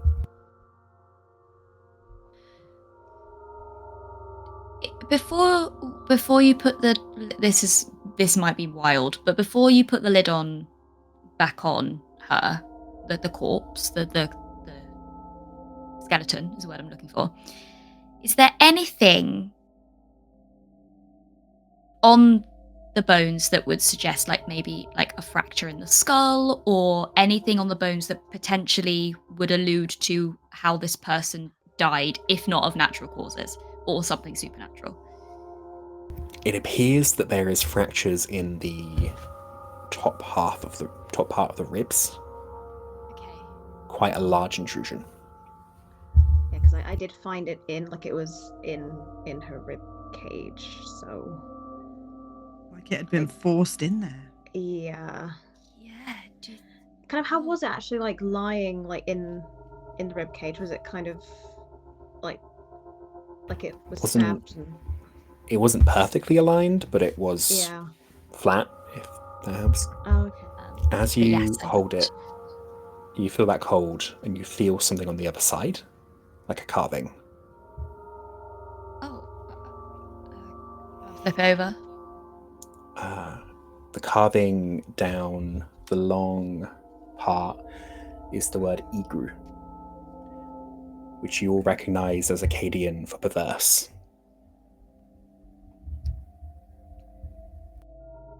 They absolutely thought that she was possessed and sealed her away in here, no? With this, in the hopes that... Am I the only one on the train of thought that this is Ariella and she was possessed by, I guess, the gibbering maybe, and they made her a martyr, but they actually just, guess, killed her and sealed her with this jade crucifix forced into her? Am I wild? Am I way off piste here? You would all remember that is the same word that was carved into the dagger found in the green with the smuggler in the green's house. Yeah. We've heard that before. So I think you're right, Ellis. I think that was kind of part of the story that was formulated here. Yeah. But there's something bigger. For sure. I don't know if they knew. But Butler might. Yeah. That smuggler was an arsehole as well. He'll tell us. Oh god, yeah. Yeah. I don't know if he will. No. Oh god, I really want to get into his office. Maybe Victoria can do some really in-depth research when she's back. Yeah. Behind the scenes, maybe. Before we ask him. Yeah. Maybe if we hang around, don't necessarily let Samuel know that we're finished here. Hang around a bit. Just give ourselves a little bit of time to get in touch with Victoria and see what we can dig up. Yeah, I think that makes sense. As soon as we tell Samuel it's done, Butler's going to know, and he's going to want to know whether we got it or not. But also, Samuel did say if we didn't find it, it wasn't... Samuel didn't necessarily know that it was... it was there. Yeah, I don't want to lie to say we haven't found it, because we might also want to be paid for it. Yeah, exactly. Got new cameras to buy. Yeah, precisely. Yeah.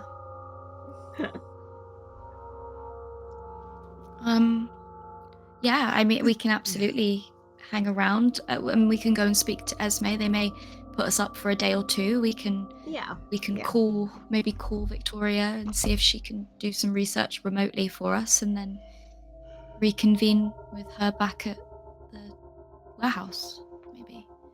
Yeah. Might be able to get that tea blend off of Esme. You never know. Well, we schmooze her enough. I mean, we did just save her entire convent's life, so I think the least she could do is let me have a little bag of tea. Is there anything, but as we're leaving, is there anything in the books that we can get? Like, I know the books are probably pretty haggard, but they're very haggard. But if you want to roll me something, I'd say law or ingenuity. Okay, they're both the same. I rolled a 9, and my law or ingenuity is a 11. Hey, cool. These are all the... How do I put this? These are the books that were deemed unacceptable to have in the convent after Ariella passed. It seems that Ariella had... This is kind of a collection Ariella had of different entities. And it seems that she had reached out to a lot of very different people from those who usually find themselves in a convent. What was Ariella up to? It seems that she was talking to a lot of kind of... Demonologist isn't the right word. This is like 1400s version of it. But talking to a lot of people who had connections, seeing like whisperers of their time, demonologists of the time. And you see a lot of... in a lot of the text that you can't read, just because of languages and various things like that, you see the word Igru show up quite a lot. And it seems that she was dabbling in the demonic quite a bit. And it seems, as far as you can tell, this crucifix isn't hers. Yeah. And it was part of the reason why the attack happened. And as far as you can tell, you're not entirely sure Ariella was against it. But you can't see any... There's nothing here that would suggest it's something that's ongoing. It's nothing here that would suggest, like, the demonic presence around here is a thing anymore. And I would say you would know from your research into darkness ghosts the other session, that if she'd made a deal with a demon, she would have come back as a darkness ghost, not a gibbering. Instead, it seems that she came back as a ghost, probably because of the crucifix, and was stuck in the room for hundreds of years until she managed to get a little bit out when the brick got removed. But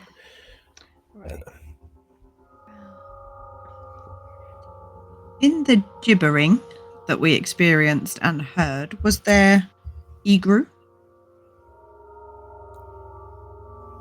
Roll me... Do you know what? You thinking back on it, you might have heard it, but it's hard to... You heard so much random crap. I want to listen back to the recording Heather made. yeah. To try and hear it. For sure, you hear the word Igru, but not like constantly. You hear it randomly, but it means that it was there. Just that bit of horror in the gibbering. Like with your like recording device or like your phone, whatever you recorded it on, like an old person, I'm like, you make it go backwards. Oh yeah, sure. Yeah, I can make it slower if you like. Really? Yeah, backwards, slower. Yeah. Yeah. Zoom and enhance. All those things. Yeah, I want to listen to it backwards. The gibberish isn't necessarily something they would speak backwards, but there is a little moment, because I really like the idea. You hear a phrase, and you, with the word Igru in it, and you play it back. And Google the phrase and find it in Akkadian. It says Igru Alu.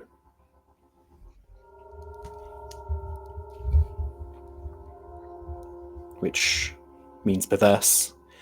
And then Alu is a type of Akkadian demon. Oh, buddy. But in terms of Sumerian myth, demons aren't demons. A lot of kind of very early Christianity took Sumerian gods or like that were translated as demons because they were like lesser gods, and turned them into the basis of a lot of the more like, well, The Exorcist, stuff like that. So it is a Akkadian demon that has a bit more of like spooky stuff. As far as you can tell, it is a bit more of a vengeful spirit, but if you want to roll me a lore roll, if you can dig into it, you can. Can I, so with the crowdsource, can I use that for other people's roles, or is it just my roles?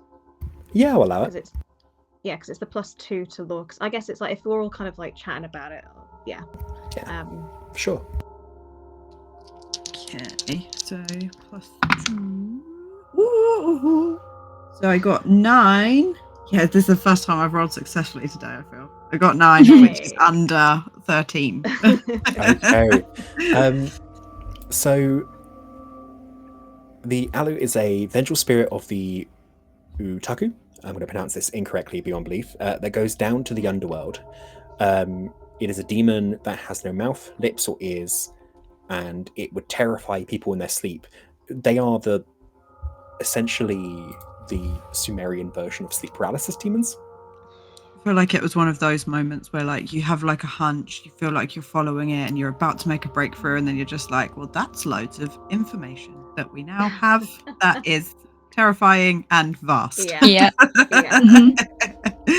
We definitely need to speak to Victoria about all this. Yeah. Is there anything else in the kind of coffin or in the room that could be of any information or of like use to kind of furthering this investigation? I'm afraid not really. There's a disconnect here of like how she's been buried. She's in a grand tomb with a giant coffin with her own personal library, but also the library is of stuff that they don't want around them, don't want to get rid of because who burns books?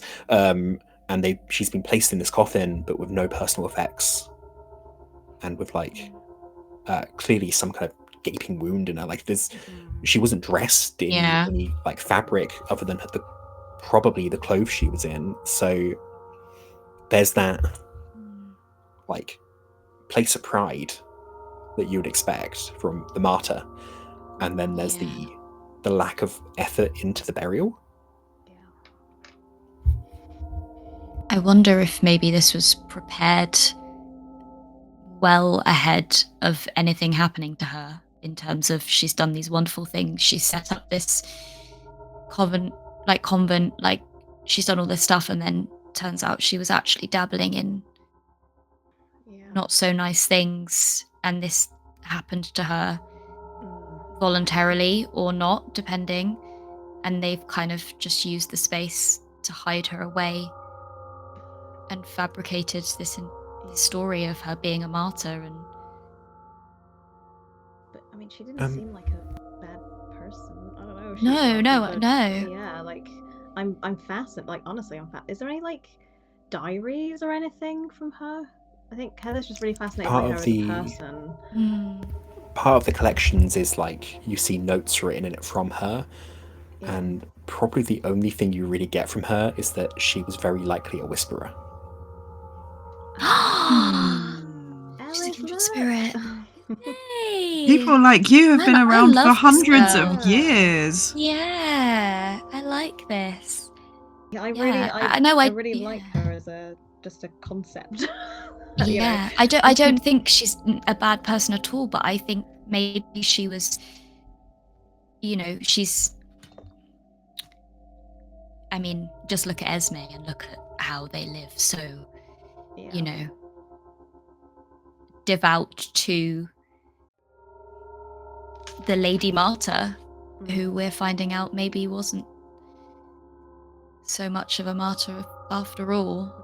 I don't think she's necessarily a bad person, but I think maybe it's not necessarily all true what the stories say. Maybe a martyr in another way. Maybe not how the church might see it.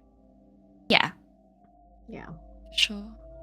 She seems like us, seeker, looking for truths and exploring. I wish I'd said something better to her when she was there. I feel really bad. Yeah, should we go see how everyone's doing up there? See how Esme's doing. Yeah. I have a feeling that Esme knows more than she's letting on. I mean, who is going to have told this, whoever was down here excavating, to go in such a hurried way that they laid their tools? For sure. I think maybe Esme knows more. She said earlier she was skeptical and any dabbling. Yeah.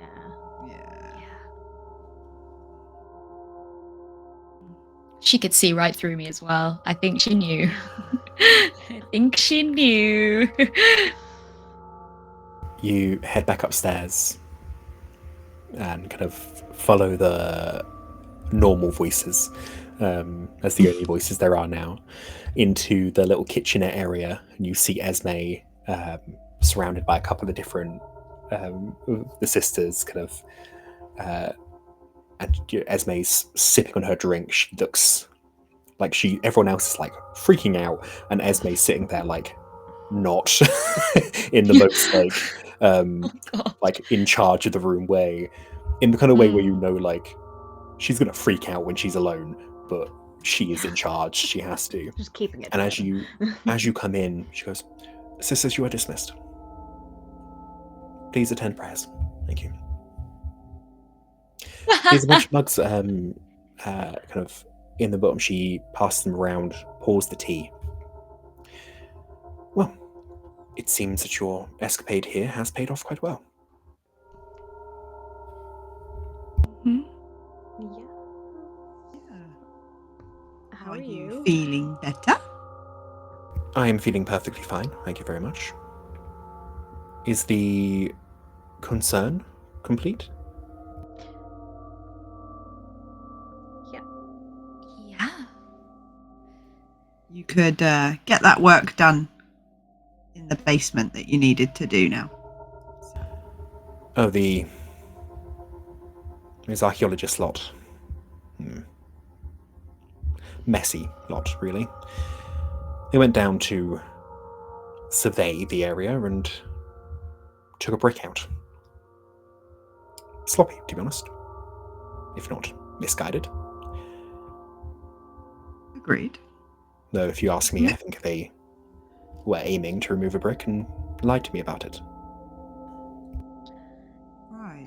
So if they'd been honest about it, I assume it maybe would have been... Well, I assume you probably would have said no, but if they had been honest about it, you would have appreciated that more than them coming in under the guise of a survey. It would be nice if they had disclosed their clear goal from the beginning, though if that was the goal, they would have been told to leave the premises as soon as possible, like they were. Instead, apparently, they had some sponsor who clearly wanted a brick. I don't know. Do you know who they were working for? Or was Some that company. given to you? Okay. I'm sure I have a file on it somewhere. If you could look into that for us as a priority. Of course. I think we should also be honest with you that part of our investigation and subsequent clearing of your issues required us to remove more bricks and enter into that space. But we were very respectful, and we've not put the bricks back because we're not bricklayers, but we have left it in the most respectful way we can, and thought that you would appreciate the honesty of it. I do. You will speak nothing of what you saw in there. Of course. Yeah, no worries. Again, complete transparency. We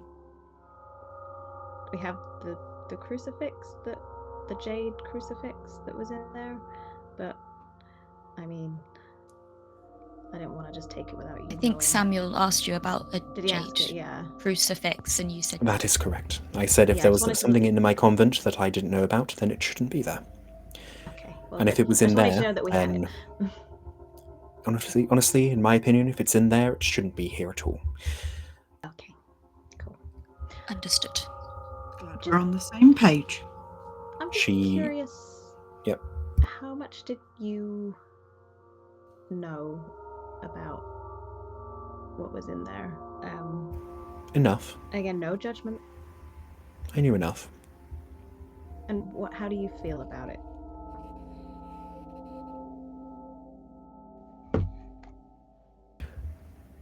Ariella, the Martyr, let something in. She invited it. That's what happens when you invite things in. Forces that are beyond your control. It corrupts you. And unfortunately for many, it doesn't kill you. That's when problems arise.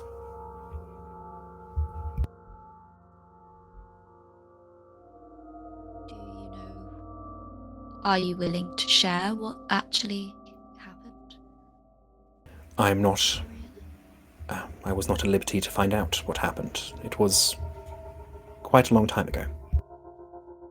All I know is she dabbled in a force she did not understand. And as all forces, it was a lot more intelligent than she was. As it is for most.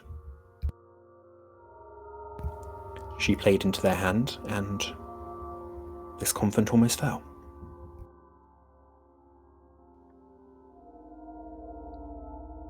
I see. Okay. Drink your tea. I will find out the file for you. And she heads off. She comes back in with a printed email. Sits sends it over. It's some company called Accumulating Limited. Accumulated. That was from the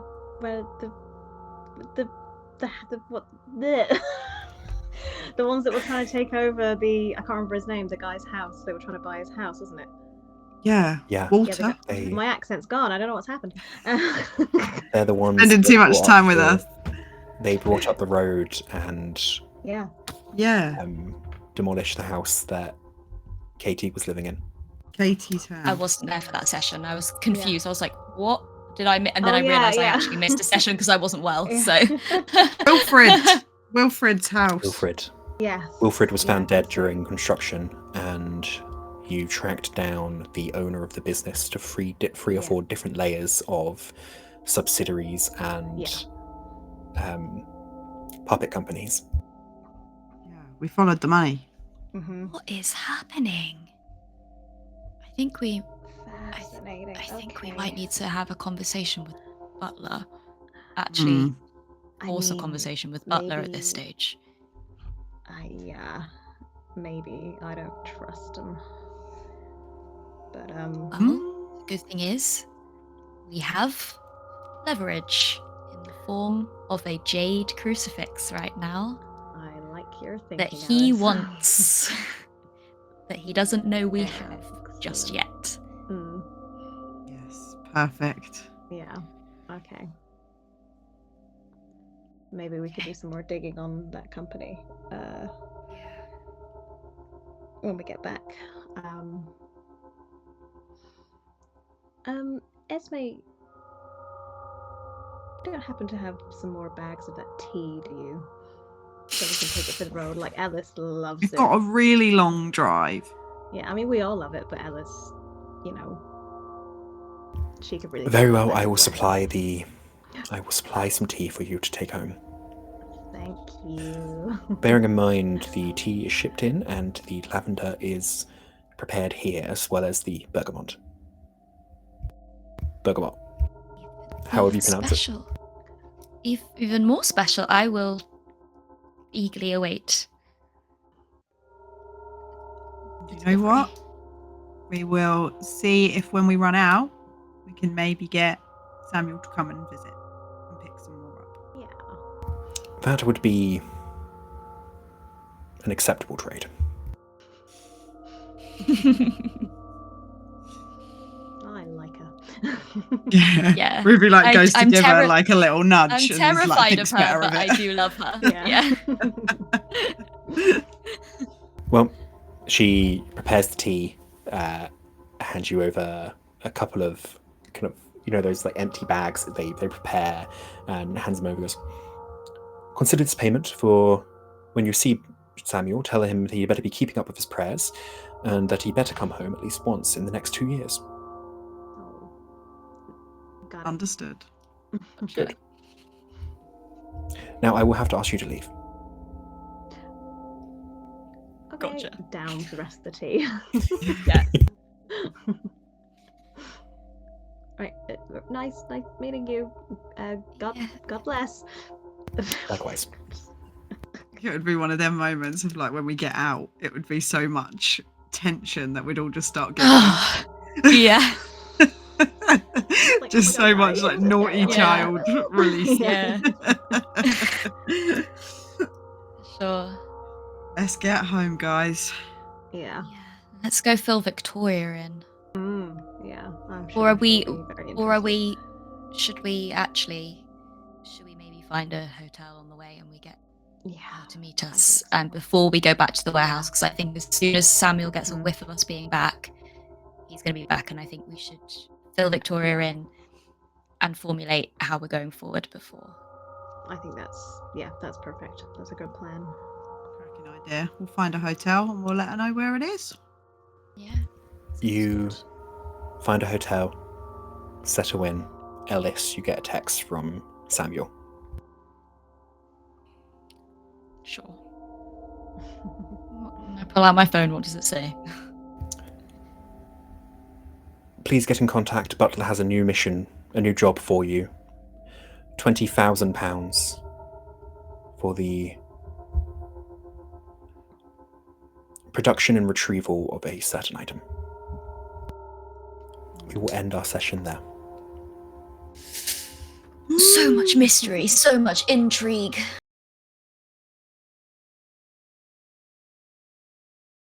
They begin to fade as something moves through them. And then walking towards you, wearing a plague doctor's mask, heading directly for you all.